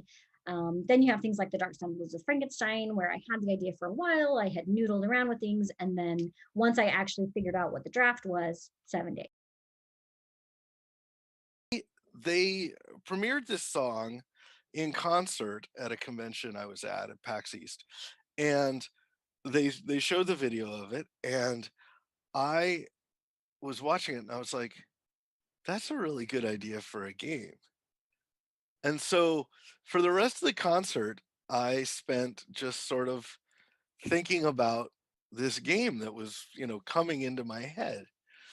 What I forgot was that they had put me down in the sort of front row guest seats, and there was a camera on me the whole time. And so what would happen was you would see, Paul and Storm on stage, and then they'd cut to the crowd in this guest area, and everybody would be laughing and having a great time, and I'd just be sitting there going, and just like I couldn't be less interested in what was going on. Yes, you were asking about the licensing process. With Batman in particular, it was a two-stage thing. We do not have a direct license for Batman. We were able to work through our friends at Cryptozoic. And without them, there would have been no Batman project. Okay. Shout out to Cryptozoic. Yes, absolutely. Yeah, so I got to write Lady Castle Okay. for Boom, and then I got other really cool offers within Boom. I got to write some Adventure Time, a Labyrinth story. I got to write Sparrowhawk for them. And then I got an email from IDW, from a great editor named Denton Tipton, who was in charge of Star Wars Adventures at the time. I was the only person who had read The Last Jedi script because I had to read it to write Phasma. And he was like, hey, as one of the only female comic writers on the entire world who knows who Rose Tico is, could you write us a comic? And I was like, yes, I could. Thank you. Nice. So that was my aim with IDW, was that I was the only female comic writer who had ever read the script, and no one else was allowed to read it. So I got to write those comics, which led to more Star Wars adventures. So I got to write Rose and Paige Tico. I got to write a Leia and Amelin Haldo story. I got to write a Padme and Jar Jar story. I got to write a David Attenborough-esque take on Porgs. And then that led me to Marvel Action Spider-Man and all the work that I've gotten to do for IDW. We'll put it into mass release soon. We're basically done with the fulfillment on the Kickstarter, but we're just making sure about everything that we have for that. But yeah, the Underworld will be the first new expansion for Lords of Vegas in 7 years. Wow. And that'll be great. And then we just got into it. We've now written about I think we've written 5 new expansions for the game in the last few months. I did one recently on True Crime Tuesday about Havana syndrome, and I had on a British intelligence agent, Frank Milburn, and I got good reception about it. Frank is on the inside. In fact, George Knapp had him on Coast to Coast as well. And he's got documents. He's got things that, and this is how much it spooked me, Nick. And I have not talked on the show about this at all. Okay. We did the show on Havana syndrome, and I'm talking to one of my buddies, and I think it was 3 days after we did the show on Havana syndrome, the CIA comes out and says Havana syndrome did not originate in Russia. after Frank comes out and says, I have documents that show Havana syndrome originates in Russia, that they use RF energy. Like that with Munchkin Batman, because one of my favorite characters from the whole Batman mega story is King Tut. And I wanted to put King Tut in the Batman game that we did with Munchkin, but it turns out that he's part of a different licensing package. It just wasn't available to us. Oh well. Yeah, it was sad, but we got lots of stuff in there. It was great. That's great. And that's the new one that just came out, right? That's the new one. How excited are you to show people this game? Is it something that's just like, are you On a a big scale comic of book 1 fan? to 10, maybe 12, 14, something like that. I mean, I got to write dialogue for Batman. Right. John Kovalik got to be a Batman artist for real. That said, in Fight and Flight, the one with the dragons, I did create a team of several Scottish Highlanders just to force Luke to do 4 different Scottish voices at the same time and have them have a conversation. And of course, being Luke, he knocked it out of the park. But yeah, I did deliberately try to throw him a curveball. And that's hilarious because so we've had a handful of Luke authors on, and I can say, well, I can't officially say, but I'm fairly certain that that every single one of them has done that at one point. Like, I just want to see what Luke does with this. I'm going to put a city in here that is not pronounceable and see how he pronounces it. And of course, everybody, same thing. He knocked it out of the park. So, like, we had 1 year to develop everything, which is, for folks who are not involved in this sort of stuff, that's real fast for a book that had to be like the requirements early on were just kind of laughable because we said, okay, it's got to be as robust as Pathfinder. And remember, Pathfinder's already like a 576 page book, something like that. It's got to be as robust as Pathfinder, but it's got to be easier to learn than Pathfinder. It also should have a bunch of setting material in there and like monsters and like, what if, and you know, of course, starship combat. And so like we had all these must-haves and paginated it out. And it was like, guys, this is 1,000-page, you know, core rule book. And Eric's saying, that's great. We want all of that. And it needs to be shorter than the Pathfinder core rule book. wow. So, and in a month's time. Yeah. So I wrote Master Formalities and then I submitted it to my publisher, 47 North. And thankfully they liked it and they published it. And then I wrote I think I wrote The Authorities, but 47 North is a science fiction, and there's very little, extremely tiny bits of science fiction in it. It's just, you know, actually the little things I had in it that were science fiction, like they were so light that they actually became, you know, reality within like 2 years. Okay. Like before the book was published, drones were better than I had them in that book. Right. But anyway, so I self-published The Authorities, and then I wrote Run Program, and they published that, and I was very happy about that. But you know, I've sort of done a mix of self-published and published through either 47 North or through Audible. Okay. If you put a gun to my head and said, "What kind of gamer are you?" I might say role player, like as my core, like my core person. Yeah, Okay. I'm on a weekly podcast where I'm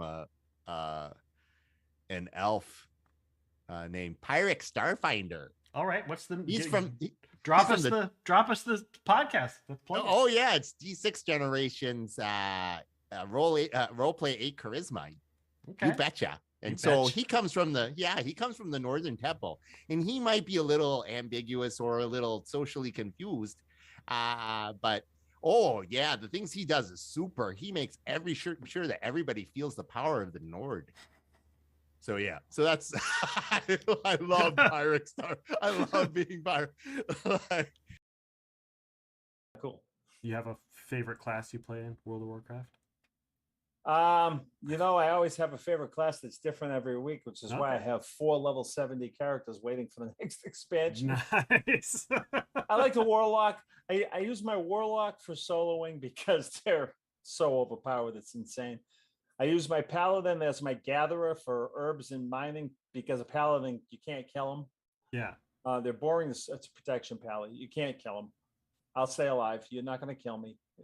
But 3 hours later before I kill you, but I will. But putting it in a grave and then putting it. And we're back. Thank you guys for sticking around and hanging out through the break. I appreciate that. Sorry, it took a little bit longer than we expected. I had something come up that I had to deal with, and I rushed back as soon as possible. But with that being said, we are back, and I will let Bryan take over from where we were as I catch my breath and have a drink.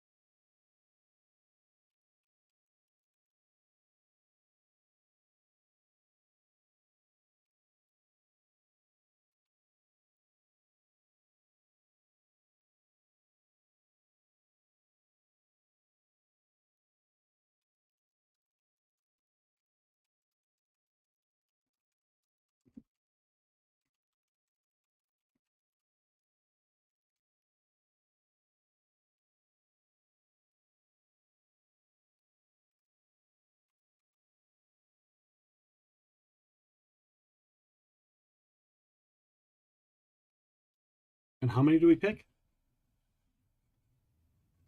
Okay. 3 skills.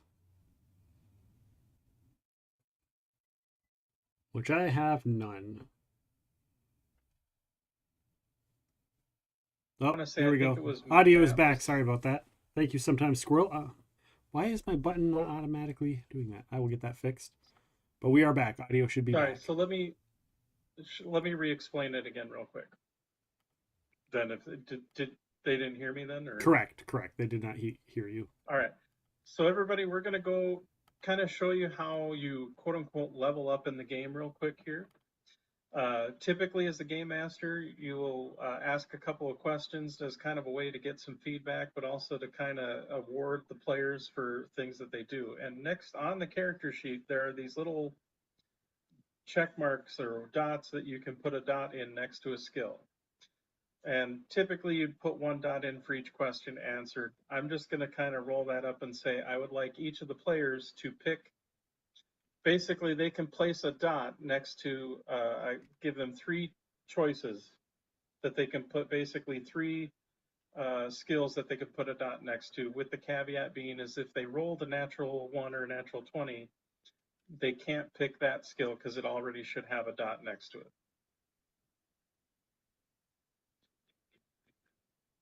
Okay. Once you have all of the dots selected,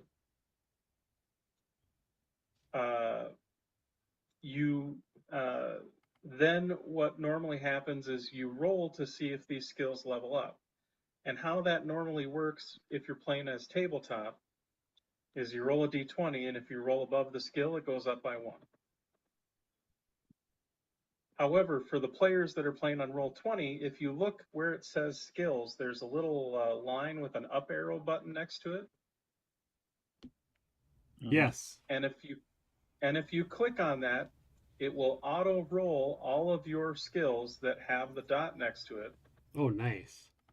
And if it Oh. levels up, it will automatically update it on your character sheet. Wow. Okay, I'm gonna try So, this. Me too. goal row 20. So let's see here. And then if you kind of, I mean, if you want, you kind of scroll back through and it'll tell you what you, None of mine leveled up. okay. And that's sometimes how it happens, especially when you have decently high skills. My persuasion went up and my bartering went up. And Kit, you may want to double check. I think your evade might have gone up. Well, my evade was at a 12 and I rolled a 12. So it was a tie, and that's a failure. Oh, it is showing as a failure. Okay. Yeah, my evade did not go up. So now in addition, so that's how your skills level up. Now, in addition to that, on the left side of your character sheet, you have these things called heroic abilities. And for spellcasters, in addition to heroic abilities, you also have spells. And as you've seen from some of the players, like like Bastion's veteran ability is considered a heroic ability that allows him to hold on to his card. I believe Chrisana has a like a backstab ability. Yeah. That could be used to do extra damage on something. Again, is just kind of an example. Mm-hmm. You gain more heroic abilities really in one of two ways. One, when the game master thinks that you've completed a noteworthy task or something along those lines. And then the second is if you ever get a skill leveled up to an 18, which is the highest that your skill can ever get. So there's always a chance of failure. There's always a chance of failure. So what I would like to do is allow the three of you to quickly, and I can help you kind of pick something that works for you. Pick another heroic ability to grab. I already know what I'm taking. Okay. Then, and if you know what you're taking, then you can kind of go ahead and fill it out. If for those that are using the Roll20 system, you can hit the little gearbox to fill out the information. That open up a gearbox thing. New ability. Oh, do we have to enter it manually? It's not like there's a drop-down list? Unfortunately, yes.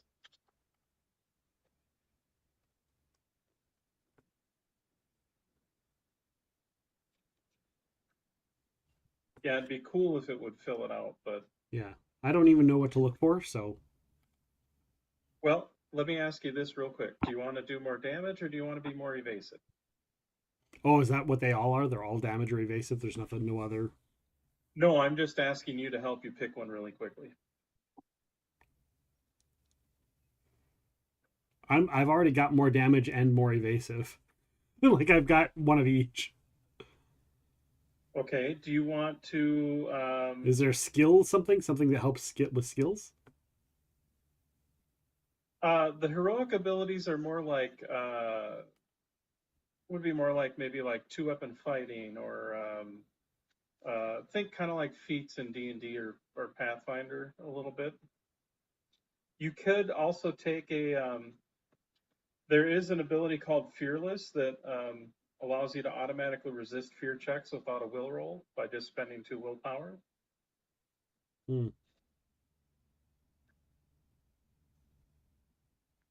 Yeah, just if there's something like roguey, if there's something roguey like.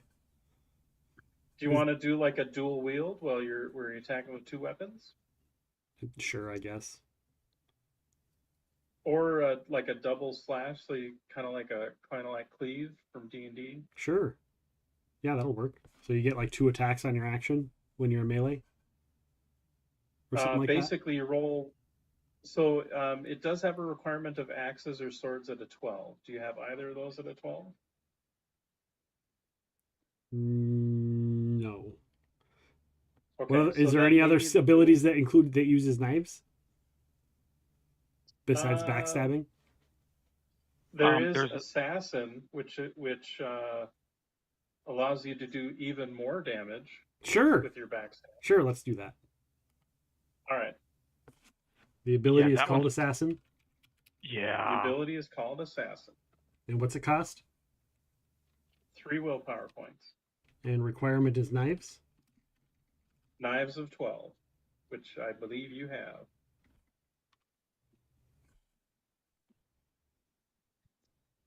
And what does it do? And Kit, were you able to pick one, or did you have an Maybe idea I can for just one? look it up on the.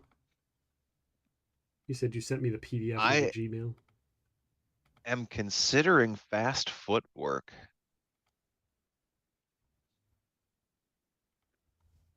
Okay. Yeah. It's nice. Do you have an evade of 12? Do I have an evade of 12? I think I do. Yes, 12 is my evade, so I could do that one. You could totally do that one.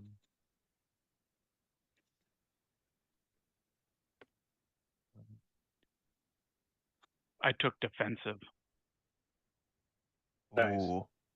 which is just like fast footwork, but for parrying. Or I could take lightning fast. That might be huge.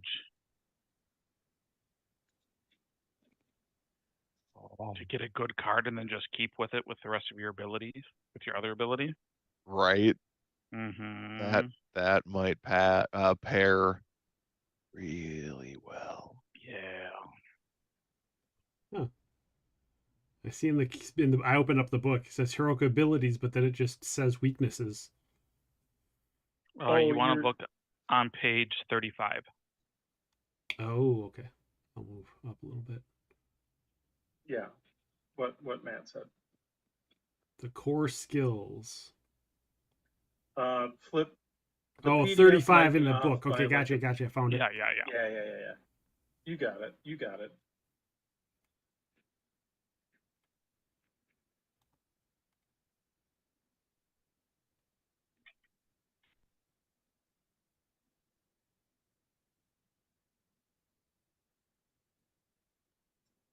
Yeah, I think I'm gonna go with light fast.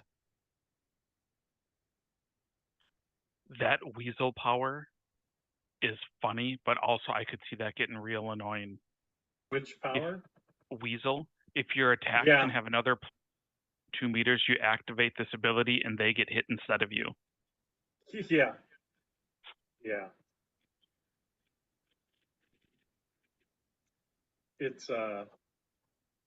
It's delightful.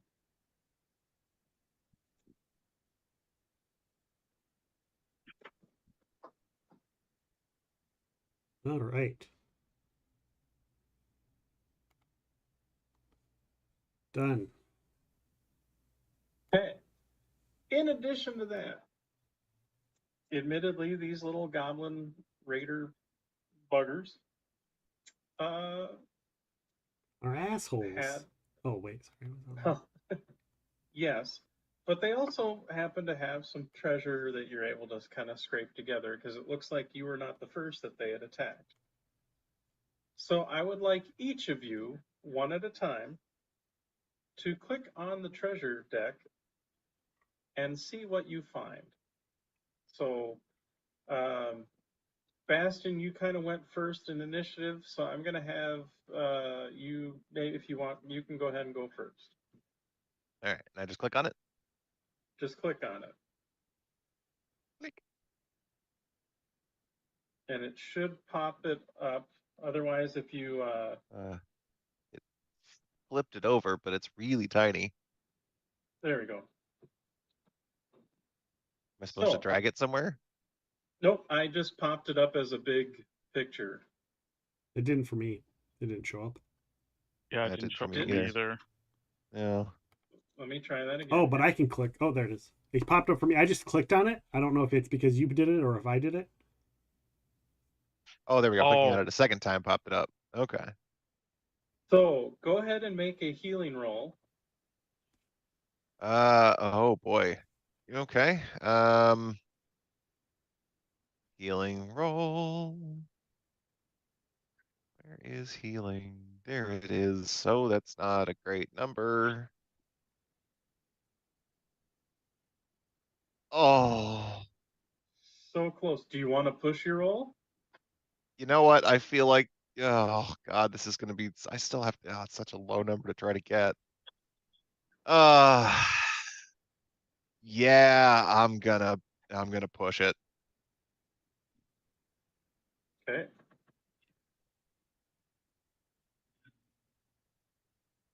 Damn. So what condition did you decide to take? I think I'm gonna take disheartened that I just can't seem to Okay. freaking figure this thing out. That one makes sense.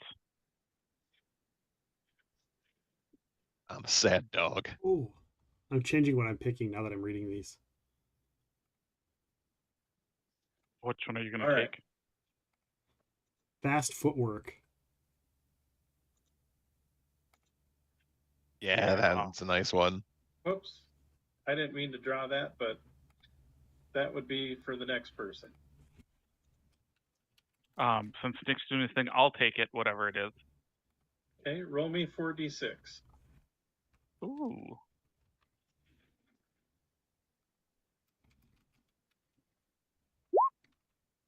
$13.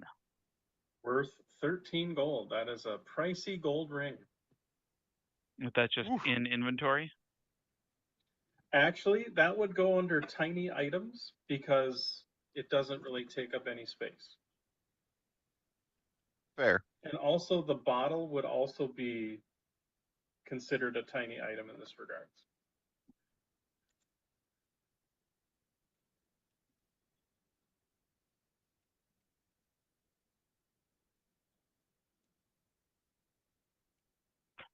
So I could see this game if you were playing even like a home game, still using Roll20 just for the character sheet management. Yeah.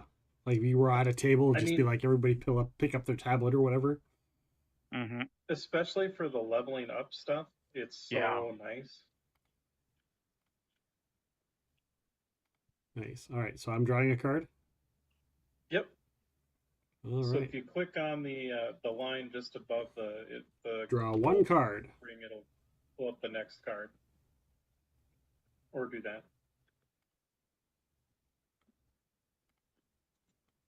Gold amulet. Alright. 2d6 plus 5 gold coins. You guys Nice. are finding some money. Go ahead and roll your Oh. 2d6. Times 5. Times 5. Yeah, yeah. Ooh.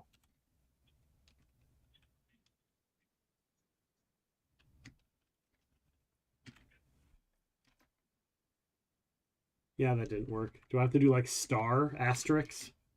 You just probably have to do 2d6 and then we'll There it is. multiply. Yeah, it's asterisks. Okay. Wow. There you go. 55 gold.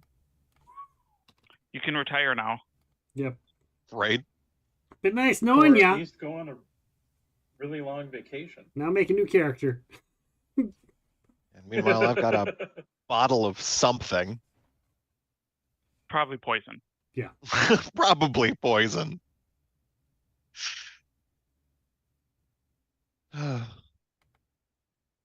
Oops, sorry. Didn't mean to draw one. I was trying to find the cards that have already been drawn. And I didn't mean to draw an That's extra all one. right. What is that?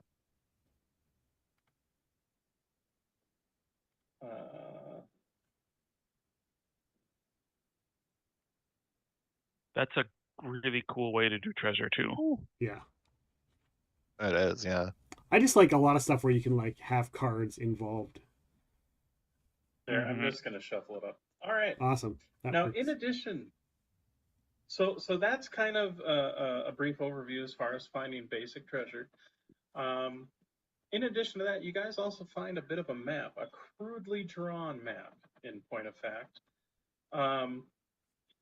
that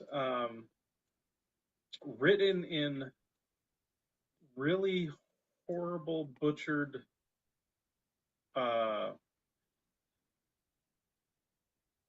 you're guessing goblin?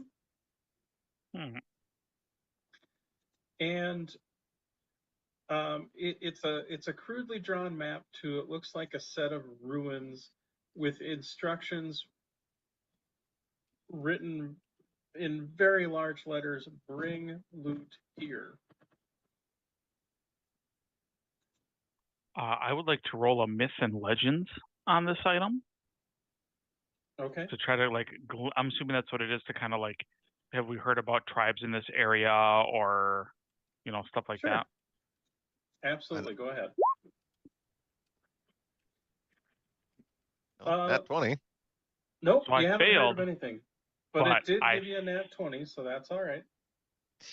I would like to attempt a spot hidden check to see if I can find any of the loot that may or may not have been left here. Yeah, it's fucking Okay. the halfling's gold necklace. So now, What are you just to let talking you about? know- just to let you know, because you are This whole thing? doing the original drawing of the treasure cards would be roughly about a shift, or not a shift, a stretch of time, so about 15 minutes. So if you want to do a search like this, just to let you know, it's going to take another stretch, another roughly 15 minutes or so. If you want to take a stretch, I'm fine actually doing a stretch to try to get willpower back. I mean, honestly, I could use a stretch to just get willpower and health back too, but How about you guys stretch and I'll look for stuff? all right, cool. That works. I suppose you didn't use any willpower stuff, did you? No, I couldn't get up to the bad guys, and all of my stuff requires me to be by them. That's fair. Then we just click stretch, and it should auto do it. It might. Or you may have to roll the dice and just. Oh yeah, you have to roll a dice. It just marks that you've used it. Correct. Value. Are you being cared for? Yes or no? I care for you. You would have You to guys make, are both someone awesome. would have I to care make about a both of you. healing roll to care for you. So I'm gonna say no. Okay. But I care. And submit. Oh, yeah, it did it for me. Nice. What? There you go. Did you click the stretch box or did you actually click on the word stretch? I clicked on the word. Yeah, that's what I did too. I don't know why it didn't do it for you. Oh, because there was a pop-up and I didn't even look at the screen. Oh. There you go. There it is. Okay. All right, and Well, I'm that's spotting cool. hidden. Oh, right, and we can heal a So condition, Nick, so I'm gonna you're get rid of gonna roll my a spot hidden. disheartened. I succeed. Nice. So Nick, you get to draw one more treasure card.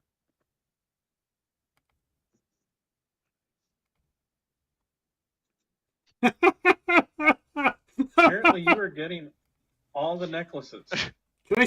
What Can can I can say we just split except this you're up? welcome? You have all the bling. 45. Can we just divide that? Or are we just Well, gonna? no, Do we want to but just right divide now all the you have money a out? silver necklace worth 45 silver. Oh, because we have to sell it to get the money. Oh. Right. Fair. And where do I have? Okay, so I have to put that in inventory then. So hold on, let me get rid of the. Yeah, you actually put it under tiny items because it doesn't, like jewelry doesn't take up an inventory slot. Okay, where do you put tiny So- items? On the Below right of the inventory, sheet. there's usually a little box for it, Yeah, it's or at least on right the by main. Oh, I see. I inventory. see it. I see it. I see it. Yeah. Yeah. Now by the treasure it says click to drop but drag to deal. Could we like drag that to a token and would it pop it into our inventory on our sheet?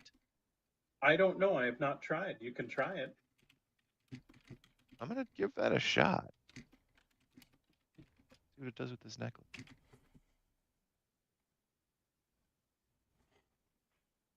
There we go. Okay. Is that doing it? Oh, and Matt, are you taking the spear that we looted? Oh no, you can have it back if you want.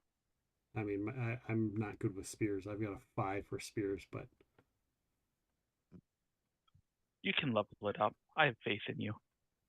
Okay. All right, let me get these two corpses off of it, because it's not in these two corpses. The two corpses are on it. Mm-hmm. Okay, apparently it made the treasure token a very tiny little token that I can actually just drag around the board. Oh, funny. That is funny. Just a tiny little card. So just to let you know, it is probably about when all of this happened, it was probably about midday, and you guys have taken a rest and whatever. So if you were to look at a watch, which of course we're in a fantasy realm, so you don't know what a watch is, but if one were to live outside of a world where there were watches, I would say you're probably looking at like maybe 1 o'clock-ish as far as time frame. I think we go scout this area out.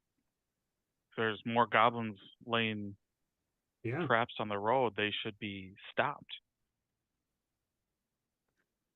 Yeah, and obviously they've got money on them.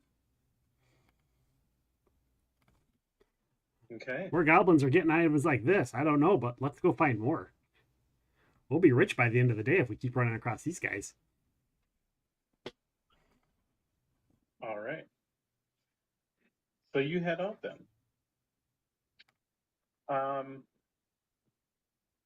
Luckily, it looks from the map that it doesn't, the location of these ruins, you're guessing, just because they,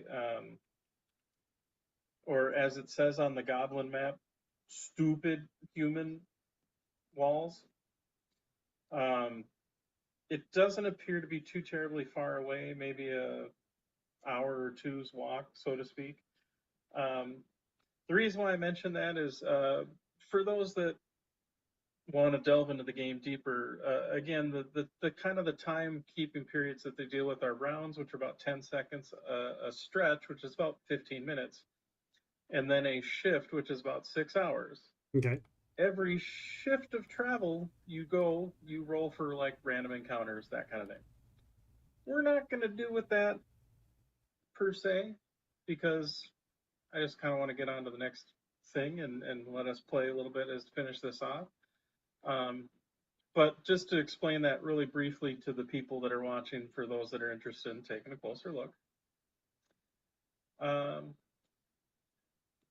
So you head then to,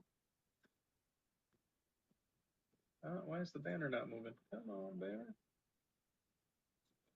There we go.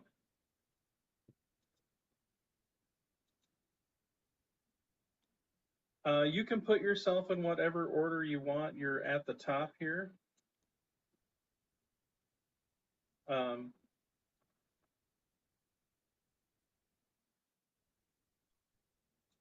you see that there indeed appears to be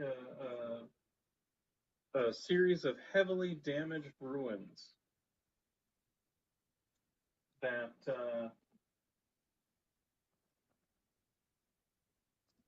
that litter the area. And I would like you all to make an awareness roll, because something doesn't seem quite right.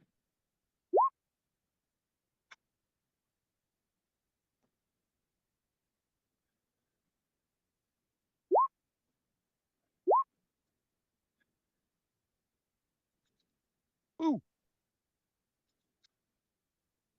Okay, Kit, I'm gonna send you something real quick in G-chat. All right. So, for the majority of you, what you see is that it appears to be there are kind of looks like standing or manning on some of the walls. You do see that there appear to be some goblins kind of moving about slightly. Okay. All right. Granted, by the time you get here, it's probably early evening, so some of the shadows are a little bit more lengthened. It's still bright enough you can see, but it's kind of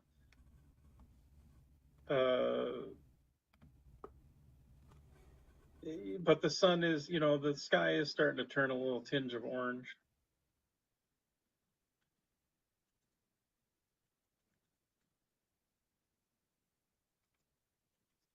Okay. I am going to be sneaking since we see bad guys.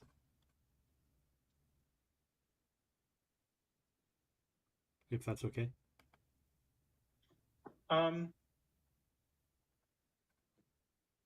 You sure can.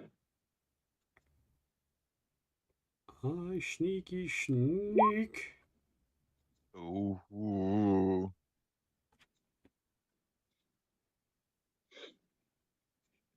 I'm You are gonna very successful in sneaking. I'm gonna kind of quietly tap both of my companions on the shoulder, and very quietly inform them.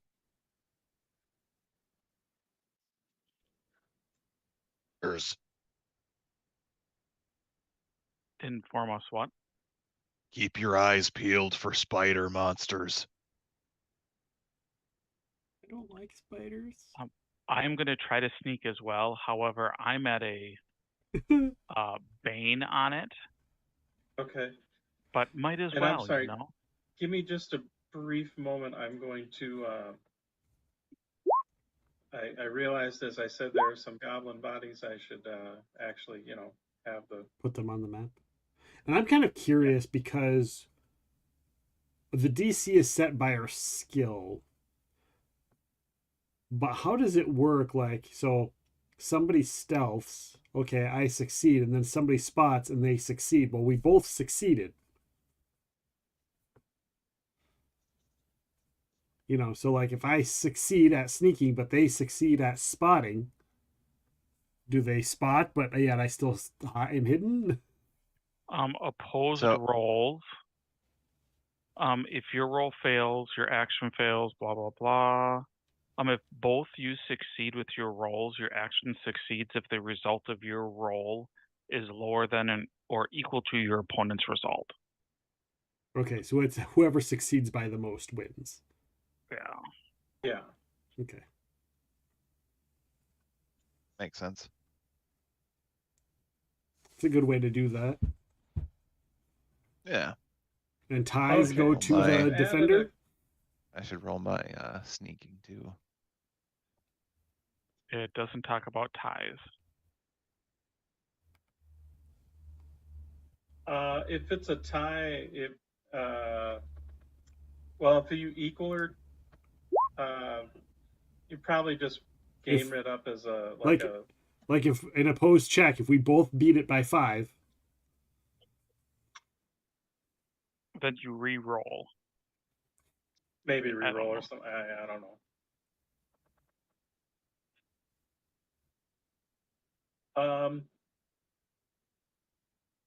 Okay. So what goblin bodies you see on the screen is the goblin bodies you see on the screen. Okay. I also see a treasure on the screen. That is connected to Kit. I'm trying to get rid of it, but it's not letting me. Oh, it's on their profile. It's down on their name of pictures, their picture. Yeah, I realized I could claim the card after it was put on the thing. I think I can pop it back out onto the map though. Yeah. There you go. There you go. Then I can remove. If you want to just delete it. All right. Now it's gone. Good to know. So we could drag it onto our picture and keep it hidden from everybody.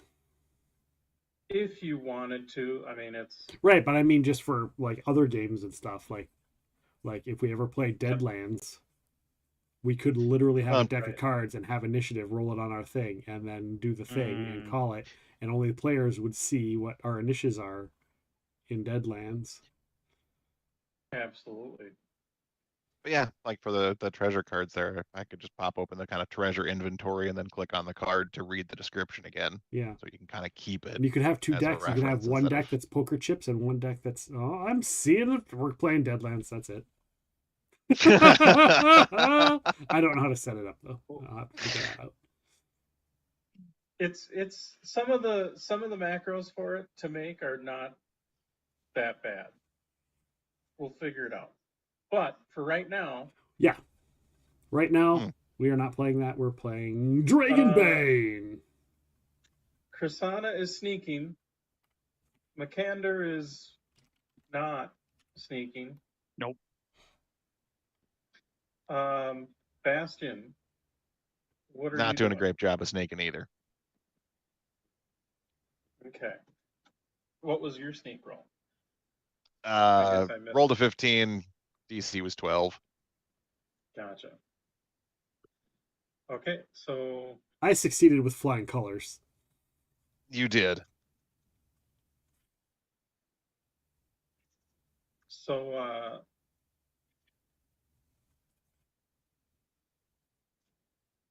where do you want to move to? Who are you talking to? All three of you. Oh. You're at the top of the map right now. Do Bastion and I realize that like we suck at this? Yeah, for the most part. Okay. You've been in enough fights to know that like for you, it's just the fact that you are wearing a lot of gear. Yep. So I walk up there, like not hiding, and I'm gonna look. We killed 5 of your friends. This is your only chance to leave. Leave now. Don't come back. Stay and die. Go ahead and make a I'll call it a persuasion roll. And I'm even going to say you can roll with a boon because you all look like, especially you look so like some beefy, confident. You should have brought the spear with and been like, see, kebabs, goblin kebabs. So I did make it with the boon. Kaboblins. Kaboblins.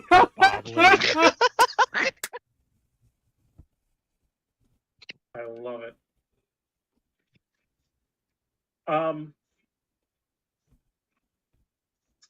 Makander, that particular goblin does not appear to respond. Okay. In fact, go ahead if you and doesn't even seem to be either seems to be somewhat ignoring you or just didn't seem to notice what you said. Could I make a something check to kind of? I'd say go ahead and make a spot hidden.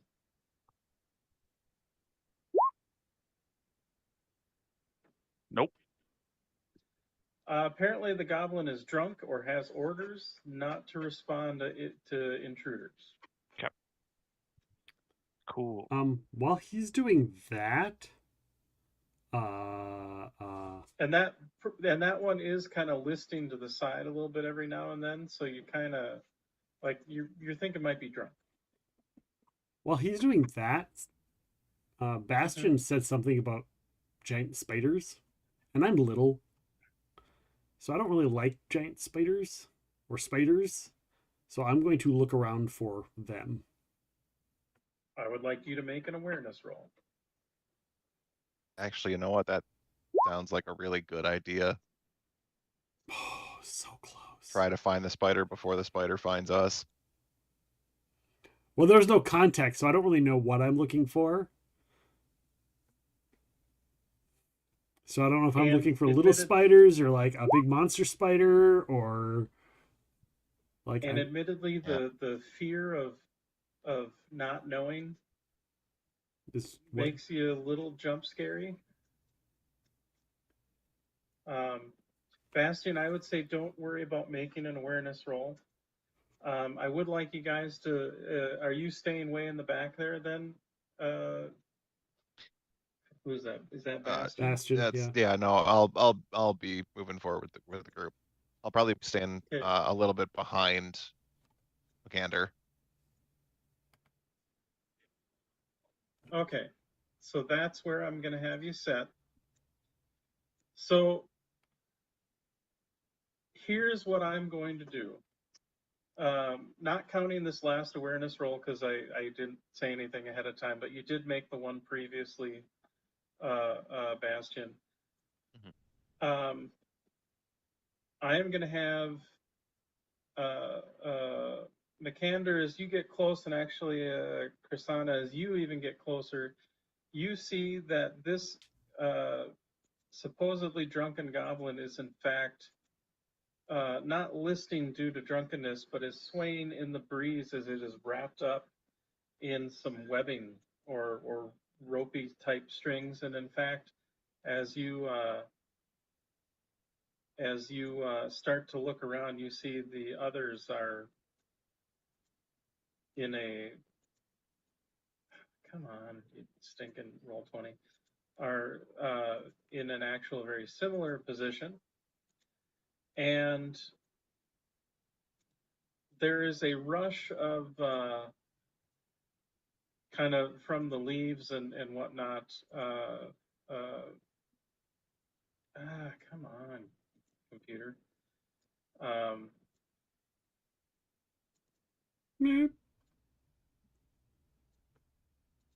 on a second.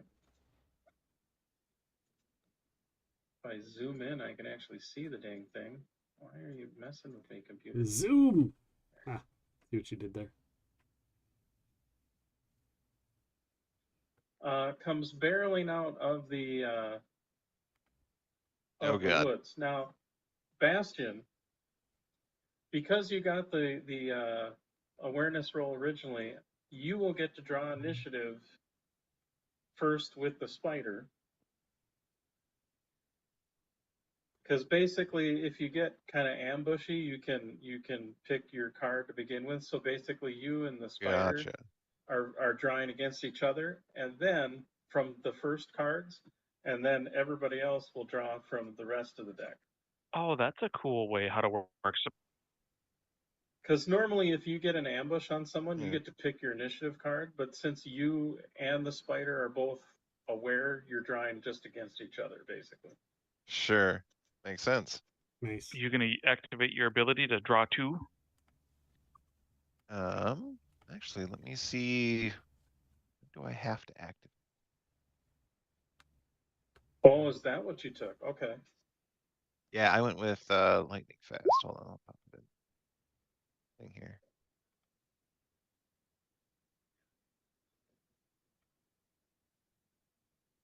Well, knowing that, I'm actually gonna. Well, it says when drawing initiative card at the start of a combat round, you may draw 2 cards instead of 1 and choose which one you want. It doesn't say whether I have to do that before or can do it after seeing what the first card is. That's not Right, you draw clearly both stated. cards and then pick. Right, but it doesn't say, like, if I draw 1, can I then activate to draw a second and pick? Or do No, I you have to, pick before use drawing the any cards, ability- go? You have to pick to use the ability at the beginning of the initiative. Before Yeah, you, it says when before drawing even initiative card. So yeah, I would say you'd have to choose to do it before you. Yeah, it says you may draw 2 instead even the of first 1. Right. So it's one or the other. So it's not Okay. a draw 1 and then see if you use the ability. It's you decide if you're using the ability. If you're using it, you draw the 2. I think I'm going to hold off on using lightning fast here because I'm going to try to use hunting instincts because I have a feeling that this thing is going to take multiple hits to die. Oh, smart. All right. So I have 3 cards. Which one do you want? I will take the center. Okay. That puts you at a 3. The spider then goes at 1 and 2. And then we've got a 8 for Mikander and a 6 for Krisanna. So let me get that. Was it 1 set up and here. 2? Mm-hmm. Jesus. So here's the deal. There are two types of bad guys. There are bad guys that are referred to as NPCs that run very similar to players in that they have some skills and they and then there are monsters. The giant spider is a monster. It's a monster. But you mean the giant spider doesn't have a day job? It's not like a banker or a lawyer. A weaver. So usually, like, so put it another way. Dr. Spider's attorney at law.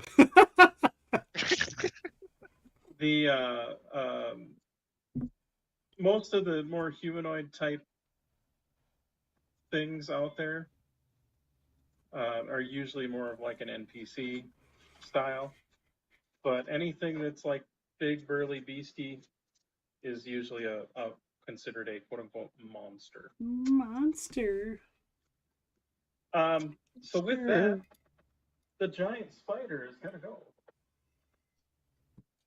Okay. The giant spider scuttles quickly up to here, and then I would like one of you to roll a d6.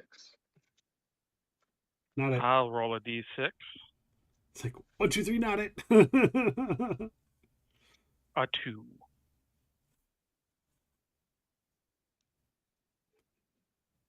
All opponents within 2 meters. So the famished spider lunges at its victim, frantically attacking with its multitude of hairy barbed legs.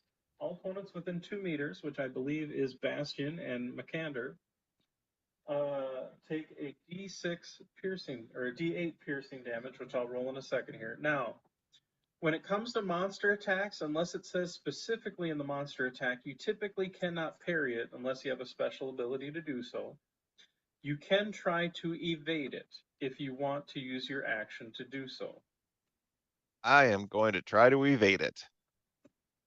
Okay, so that will then take your action unless you're using a special ability.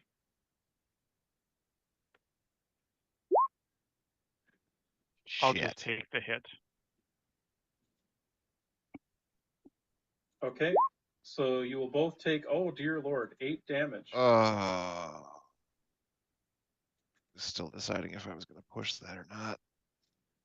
You can still decide to push it. I think I might, because that would really, really hurt. Normally, I think I jumped the gun a little bit on the damage, but I normally mean, you I'd can wait always to see if you re-roll. evade it I mean, I'm sure nobody will complain. I mean, if someone's got a re-roll, you could.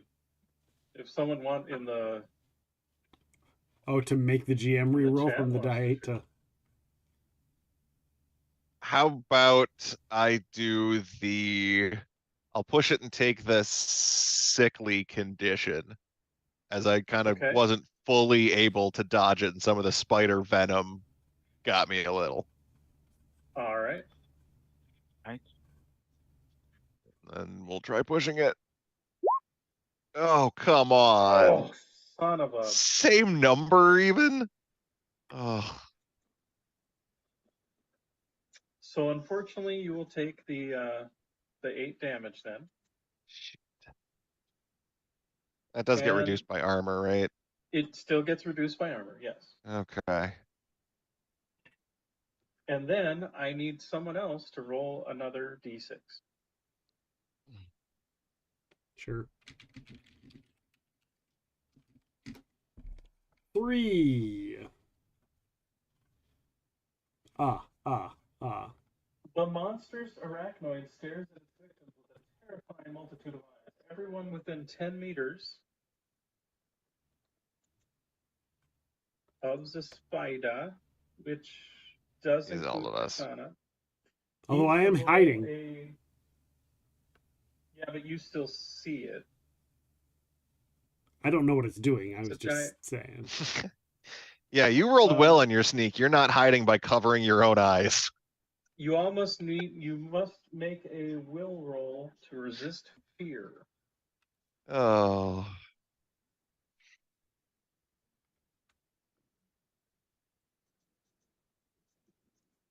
I will Damn it. push that. Okay.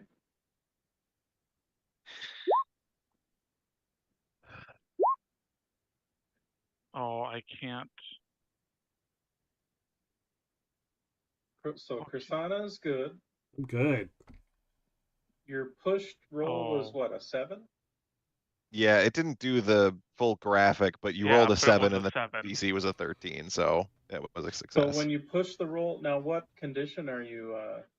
I am going to take dazed. Okay. So I'm a little shaky on my feet from That's fair. shaking off the effects of the fear.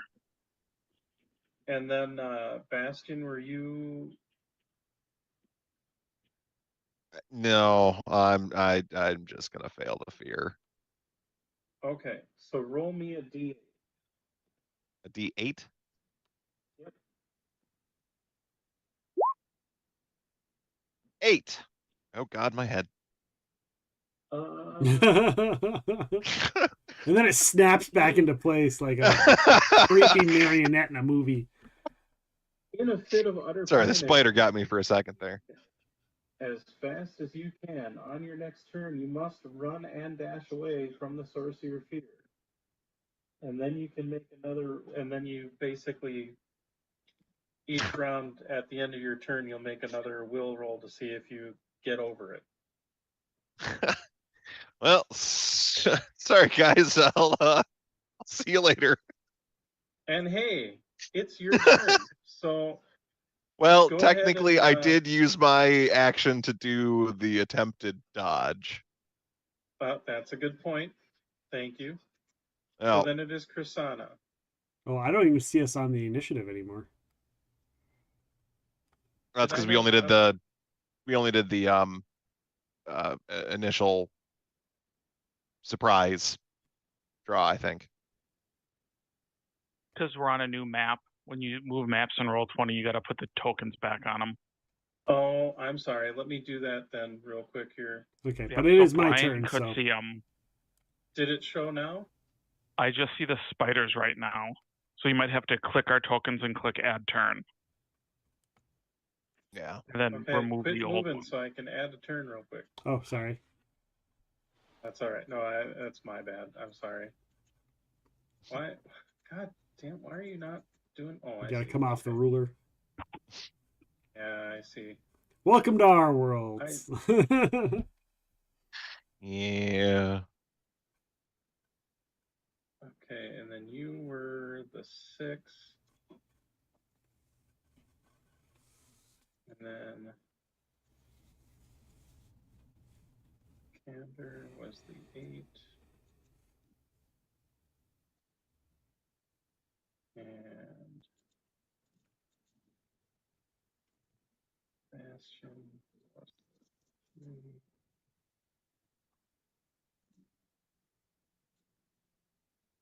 So then, to get rid of that one, that one,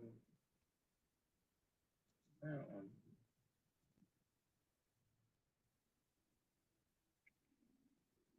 Now, does it show you? Yes. All right. Okay. So I move up to there. And I'm going to attack, but I think I'm going to use my backstabbing ability.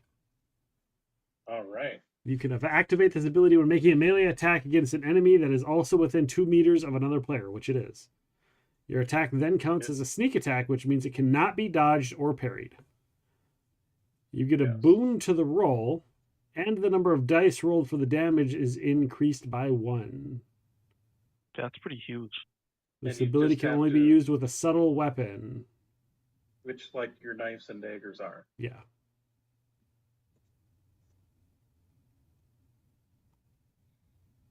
So I've got numbers next to them? Because it shows like dagger, die 8, and then 9. And then knife, it says die 8, and then 6. What is the 9 and the 6? The 9 or the 6, that's the durability of your weapon. Okay, okay. That's for seeing if it gets damaged when you're like parrying with them. Gotcha. Okay. So at this point, don't worry about that number because that won't matter for this. Right. All right. So I attack and I get advantage, basically. How do I click so it's advantage, or do I just roll it twice? I would just click it as an attack, and then you can hit the red dot to roll it again if you... All right. So you for sure hit because the first one was a 7, right? Yep. So it's 8, and then I roll an that's 8 additional die 8. damage, and then roll an additional die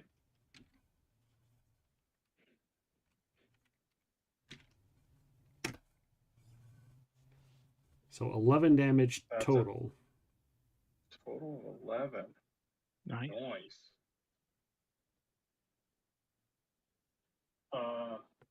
And does that take me out of sneaky, or am I still considered sneaking in this game?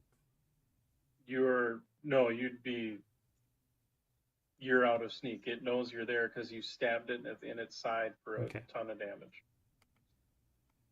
You like darn near bury your whole hand into the thing. Like you get past the carapace and like you see this sickly like yellowish green ichor just like comes spewing out, and you dodge from it hitting your face, but it just kind of coats your arm, and you see it rear up and its legs are just going crazy. It's not happy.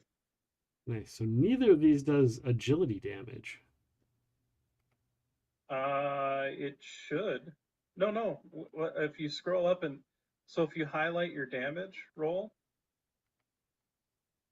if you put your cursor over your damage roll, it shows that you rolled a D8 plus a D6. Oh, okay. Right, because it's gotcha. So you're good. Yeah. For some reason, my brain was thinking it was 2 die 8 and then another die 8, but that's because I had that ability, but then I swapped it back out for a different ability. So we're good. We're good. Gotcha. All right. That is you. So then, McCander, you are at the bottom of the round. Okay. I am just going to attack with my battle axe. Okay. I hit for 10. Hulk smash! You hit. You chop one of its legs off. Sadly, It's got 7 more though, so it doesn't. It is looking injured, but it is severely injured, but it is still up and it is still angry. And I believe you were at the bottom of the round, so then I will roll initiative. I'll draw initiative for everybody. Come on, Bastion, get in on this. Right? Okay.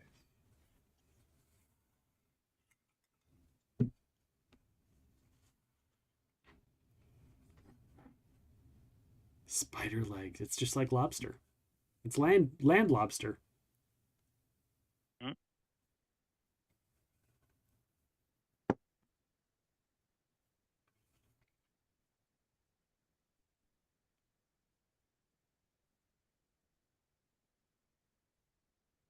Okay. So, somebody who has not rolled a d6 yet for the spider, please roll a d6. I bet you can't. D6. Roll good. I don't know what good is, but roll it. I think there's There no we go. good numbers on these. 2. They're all bad. But some are better than others. Okay, at initiative round or pass 1 there, the spider is going to do another tearing attack with its frantically attacking with its multitude of hairy barbed legs. All opponents within 2 meters, so I believe that's all of you, will take a D8 piercing damage. You can try to evade this if you want to try. I will try. I'm going to try to evade. Yep, I'll try to evade. And I would say, Bastion, even though you're in a panic, I would say evading makes perfect sense because this thing is putting literally the fear of God in you. Right. I'm going to use my fast footwork. Nice. Okay. I would say, though, Bastion, you still move at least your move. You just won't dash. No. Oh, gotcha. Chrisana, do you want to push your roll? Yes. Okay. Ah, crit. Nice. Oh. Nice. So not only do you evade, let's see. So, Chrisana, not only do you evade the attack, but you can move 2 meters without triggering an attack. I don't think it really matters. Fair. You know what? Screw it. I'm going to push it and take the scared condition.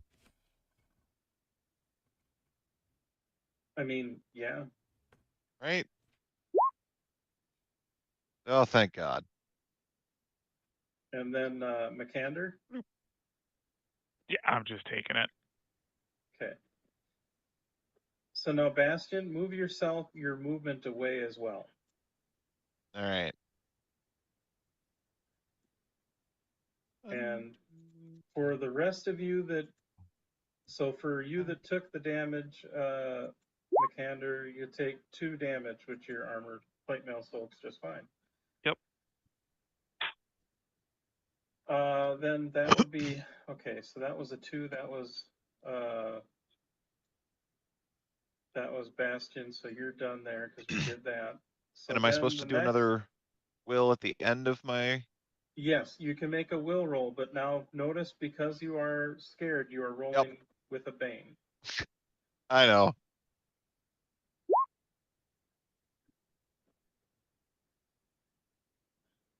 Well, 1 success. Yeah. Hey, 2 successes. Nice. Hey. So you are. So you stop running. So you are still scared because you still have the condition, but you're no longer panicked, so you no longer have to run away from it more. All right, I'll take it. So the somebody roll or actually I'll roll D6 for the spider this time. Why not? But you just rolled one. That's why it attacked. No. It gets so. No, I don't want it to have 2 rounds. Some monsters. I know. It gets some 2. monsters get multiple. Yeah. Anyway. They're feisty. Okay. Who wants to be even and who wants to be odd? I'll be even. You want to be even, McCander? Yep. All right. I'll be odd. So it attacks McCander. The spider straight mandibles switch through the air like scimitars. The attack and clicks. So every time you turn your head away, you cut out and we can't hear you. My apologies. That's okay. That's just letting you know. So the spider's serrated mandibles swish through the air like scimitars. The attack inflicts 10 damage. Can this one be parried? No. Okay. It can only, unless I tell you otherwise, assume monster attacks can only be evaded. Okay. There are some monster attacks that can say it'll be parried, but it'll actually say in the descriptor of the attack. Good to know. But in this particular case, not so much. But you are next. I am just going to attack this sob. Okay. For 15 damage.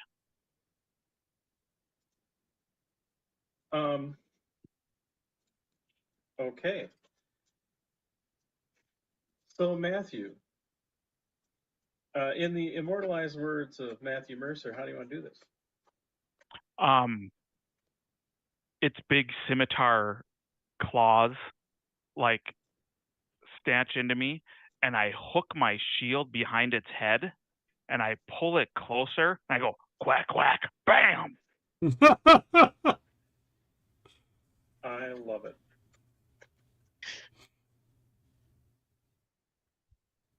And you, you pretty much chop its. What you're guessing is its head off at that point. That's beautiful. And probably couldn't have come done too soon, judging from how some of you are looking health-wise. So that's good. Combat is over. Thank goodness. We loot the bodies. All of them. I would like each of you to draw a treasure card. Can I go first? And because I want to actually draw one. I think you should go first. You got the kill. You go first. Draw one. Because me going last worked really well for me last time. Oh, so I drew it and it just literally put it over by me. Oh. Okay. It is a gold bracelet. 2d6 times 10 gold coins. Times 10. Nice. And asterisk is All right. times for roll 20. 60. Nice. You guys are making some money. Money, money, money, money, money. I was like, wait, someone's going to do it. Someone's going to do it. I had to. And who is next? You want to go, Kid, or you want me to go? I'll go next. What do we got here? Some kind of necklace. A gold necklace. Value of 2d6 gold coins. Aw. Okay.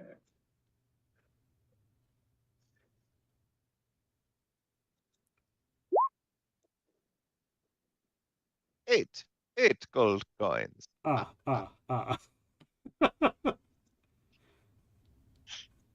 right. I get.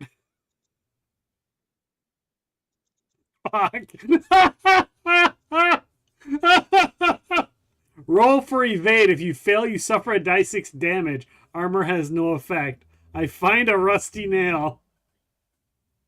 That's awesome. Yep. God But you damn it. evade it, so you're good. God damn it. Rusty nail. That's good. Oh That's my real God, good. that's hilarious. How many cards are there in the deck? Roughly.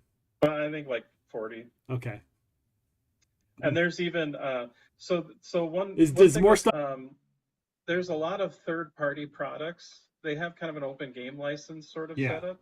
Oh, And nice. so there have people that have made like 5 or 6 additional treasure decks that you can either mix and match or add them all together. So the deck that you see here is just the basic treasure deck you get from the box set. Okay. They even have an April Fool's deck of treasure where they're all rusty nails. Oh, that's terrible. That's just mean. Right? Well, I mean that's so anyway, so they yeah, it's beautiful. Let's see here. So what was I looking up? I know I was looking up something here. Sorry, give me a second. I would like the Yes. I would like the so that's what everyone drew, right? Yes. Okay, so that's just what you find first and foremost kind of littered about. Okay.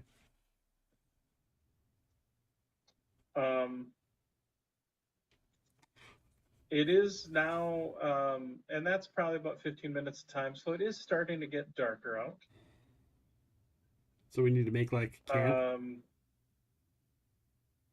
Like you may want to take a look at making camp at some point, or you're probably going to have to move around in the dark, which is Can be done, not ideal, but can be done. We should make camp. Yeah. I mean, this seems like a pretty good place to make camp. Should be able to make a pretty defensible. Yeah, we got some Mhm. structures. Yeah.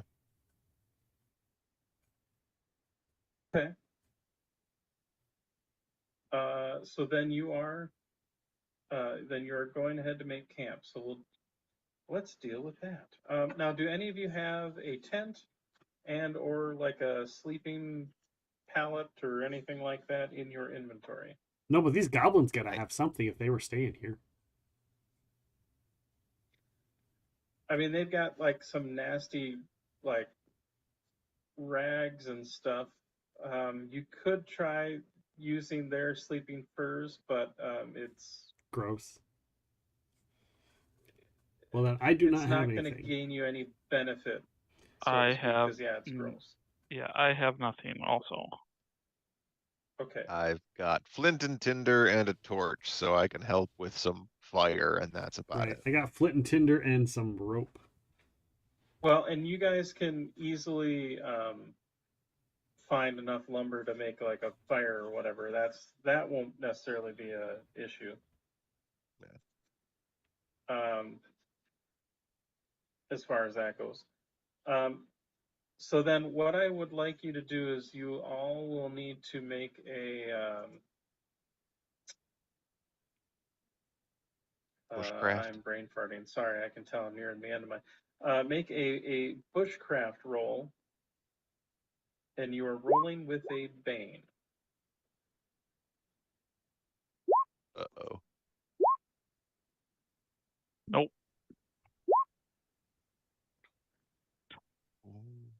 Cool. Oh.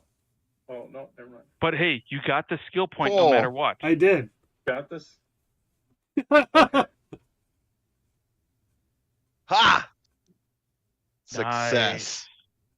So for those that made the check, you get a shift rest. Yeah.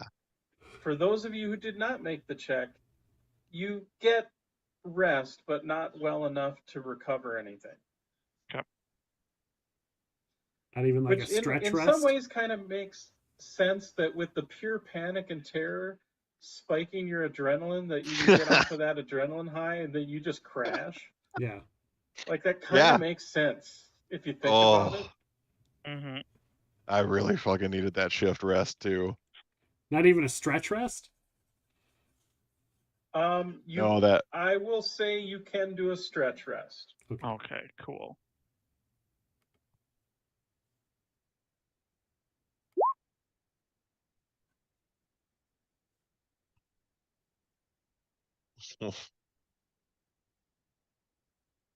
One willpower and one hit point. I can't even see. It doesn't even show mine's overlapping. I can see the hit points, but I can't see the other one. Oh, there. Wait, Six. Oh, there it is. The 6. Man, I You got a can 1. just see the box when you kind of hover over the bottom. Yeah. It was a 6 for I that. got a 1 and a 1.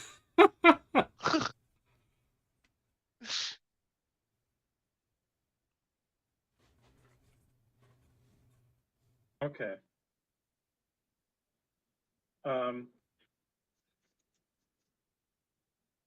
There you go. There I go. So you are able to camp for the night then, again, for healing what you're healing.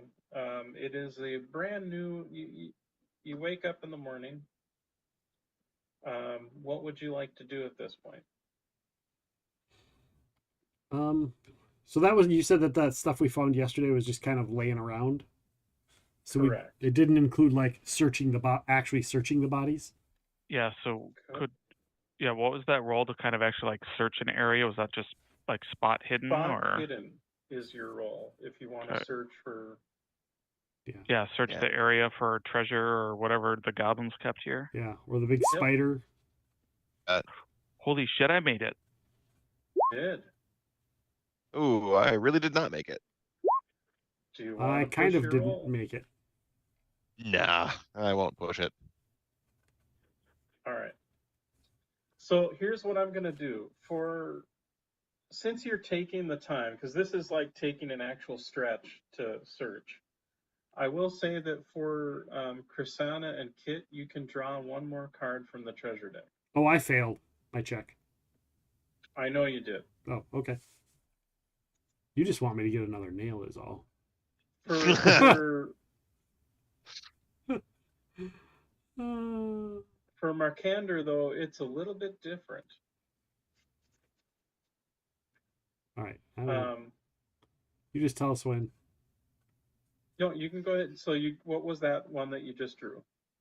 I didn't draw anything. I just picked it. I picked it up. I'm popping it back up here.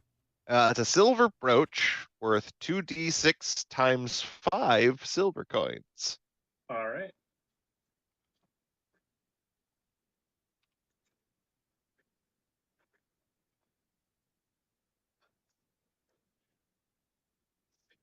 Oh. Up womp. I got a small Womp shield. womp. Oh, armor or shield. Got an armor or shield. Yeah. Cool. It says. And then what does it? Roll a die 6. On a 1, it's a small shield. On a 2, it's a large shield. On a 3, it's an open helmet. On a 4, it's a great helm. 5, it's studded leather. 6, it's chainmail. Go ahead and roll a d6.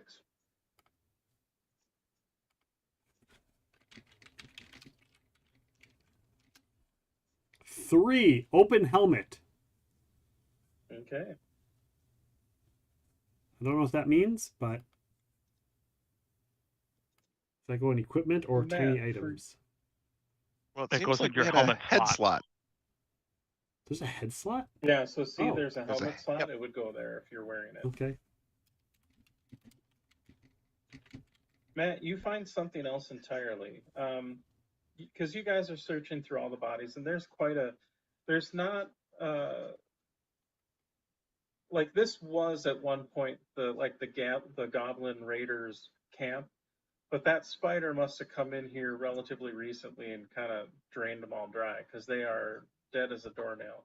But you actually stumble across a body that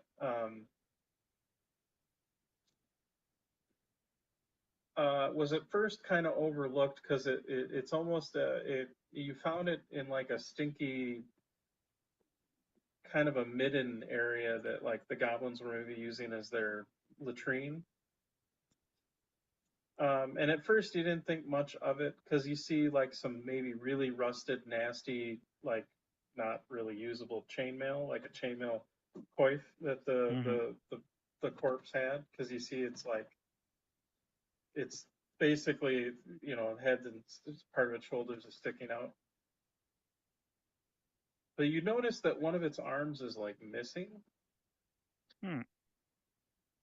And you take a look around a little bit and search around the area, and you see under some thick brush and covered in a bit of dust, like it's been there for a while, you actually pull out a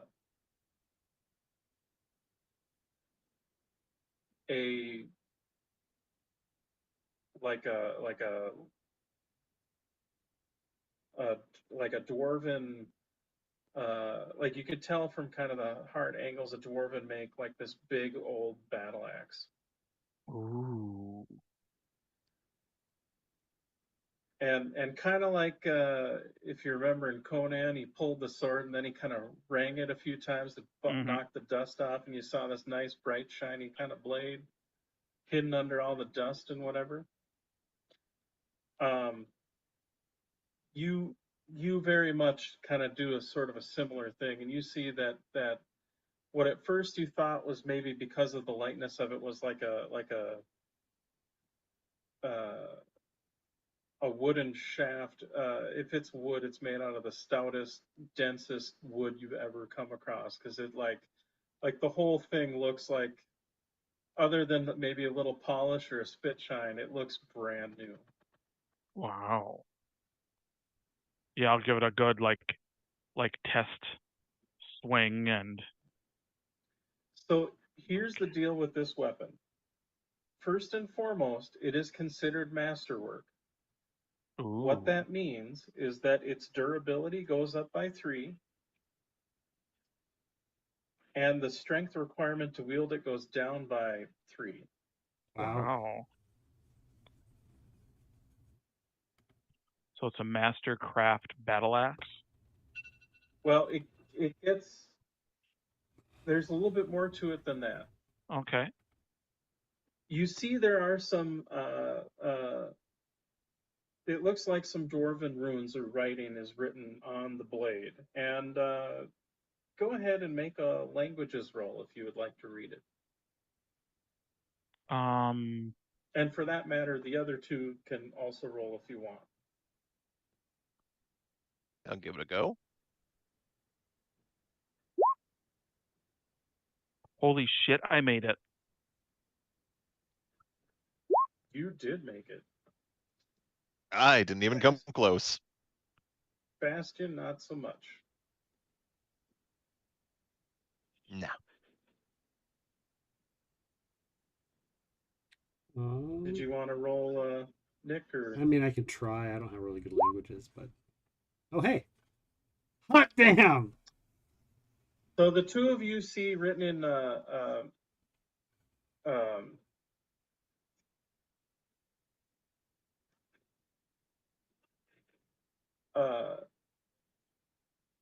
written in Dwarven,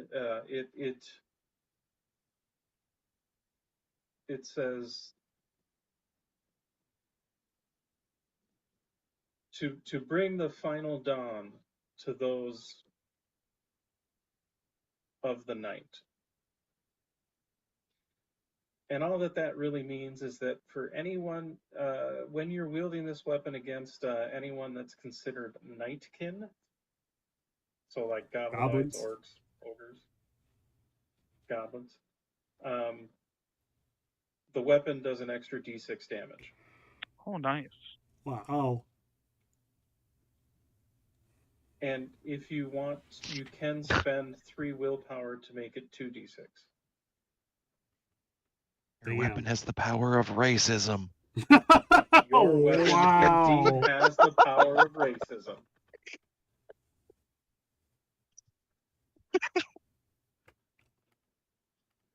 That's super cool. I mean, not the when Kit puts it that way, it's not.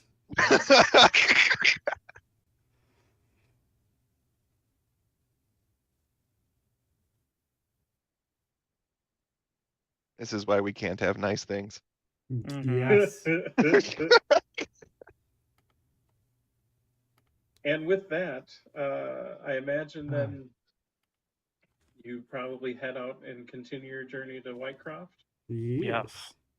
And you travel on to Very see cool. what the road takes you ahead, and blah blah blah blah blah. And I think we'll call it there for now. I will say, if you want for your skills, go ahead and throw pick. We'll call it 4 skills, and then go ahead and make your leveling rolls to see if you get any skills bump up. Pick 4? All right. Yeah, you can pick 4. We're going to pick 1, 2, 3, and actually, where's the evade? Yeah, I already got evade. 3, and oh wait, bushcraft. Oh, I failed on that one already. Bluffing, sure, we'll do that one. 4. And then we click the level up. Hey, my spears went up again. My persuasion went up again. Evade did not. Bushcraft Yeah, it did. You have to roll higher when you're rolling for the skills. Oh, shit.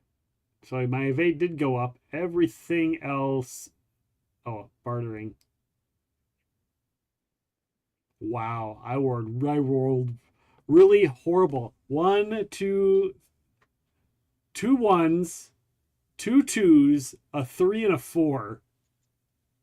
Well, and to be fair, the higher your skill gets, the harder it is to level. Right, but I still rolled. It wouldn't have mattered. You know? Yeah. With 1s and 2s and 3s and 4s, it wouldn't have mattered. It's fair. My language, myth and legends, spot hidden, and axes went up. Sweet. I managed to increase awareness, bushcraft, and spot hidden. And with that, I think we'll call it for the evening as far as the game. But now that you played a little bit, what are your guys' thoughts as we kind of I like that. That's fun. It's fun. Yeah, that's really fun. I'm interested I would to see absolutely what play like this again. I'm interested to see how like non-combat type situations work as well. Mm-hmm. Sure. Yes. Yeah, that is Well, really cool. Admittedly, if we carried on with this to like another session or whatever, you definitely there'd be a little bit more role playing stuff as far as dealing with the town or whatnot. And Like next week. Mhm. Next And I week, say right? that- Next week. No, I already have plans right before the 4th. I'm just kidding. Oh yeah, that's right before the 4th. Yeah, that would be tough. It is. All right, guys. We are going to raid on out. There's a new game that I don't know how new it is, but there's a game that I just found out about that I kind of want to play, and it's kind of a scary game. It's kind of creepy. It's kind of Cthulhu. And Miso Thorny is playing it, so we're gonna raid out to her. And she is playing Still Wakes the Deep. And you're a Scottish dude on a oil rig, and the shit hits the fan with Cthulhu. Oh, I've monsters heard and about this stuff. game. It's supposed to be really great. And it looks really good. It looks really fun, creepy, puzzly, all kinds of stuff. So we're gonna go ahead and raid Miso Thorny, who is playing that. We can go and check that out. Use my raid emotes, your raid emotes. I don't care whose raid emotes you use. Just go ahead and use them. I want to remind you all that tomorrow is Cyberpunk Phantom Liberty. We're going to return to that game and check that out again, see what the expansion kind of looks like. And of course, Monday, we're going to have artist Todd Lockwood is going to be joining us for the podcast. So he did a bunch of Driss novels, D&D stuff, the 3.5 Dragons, a lot of the 3.0 module cover arts, novels, just so much art he's done. Magic the Gathering, Blizzard, World of Warcraft, you name it, he's done art for it. So come and join us Monday for that podcast episode. So again, there's no stream on Friday because I will be out of town. So thank you guys so much for being here. I appreciate you all. And again, thank you to Bryan for running this game kind of last minute. Thank you, Kit, for joining us kind of last minute. And of course, as always, Matt, thank you for joining us for the Tabletop RPG night. Take care, guys. Have a good one. And we will see you tomorrow for some Cyberpunk. Chat with you later, guys. Bye.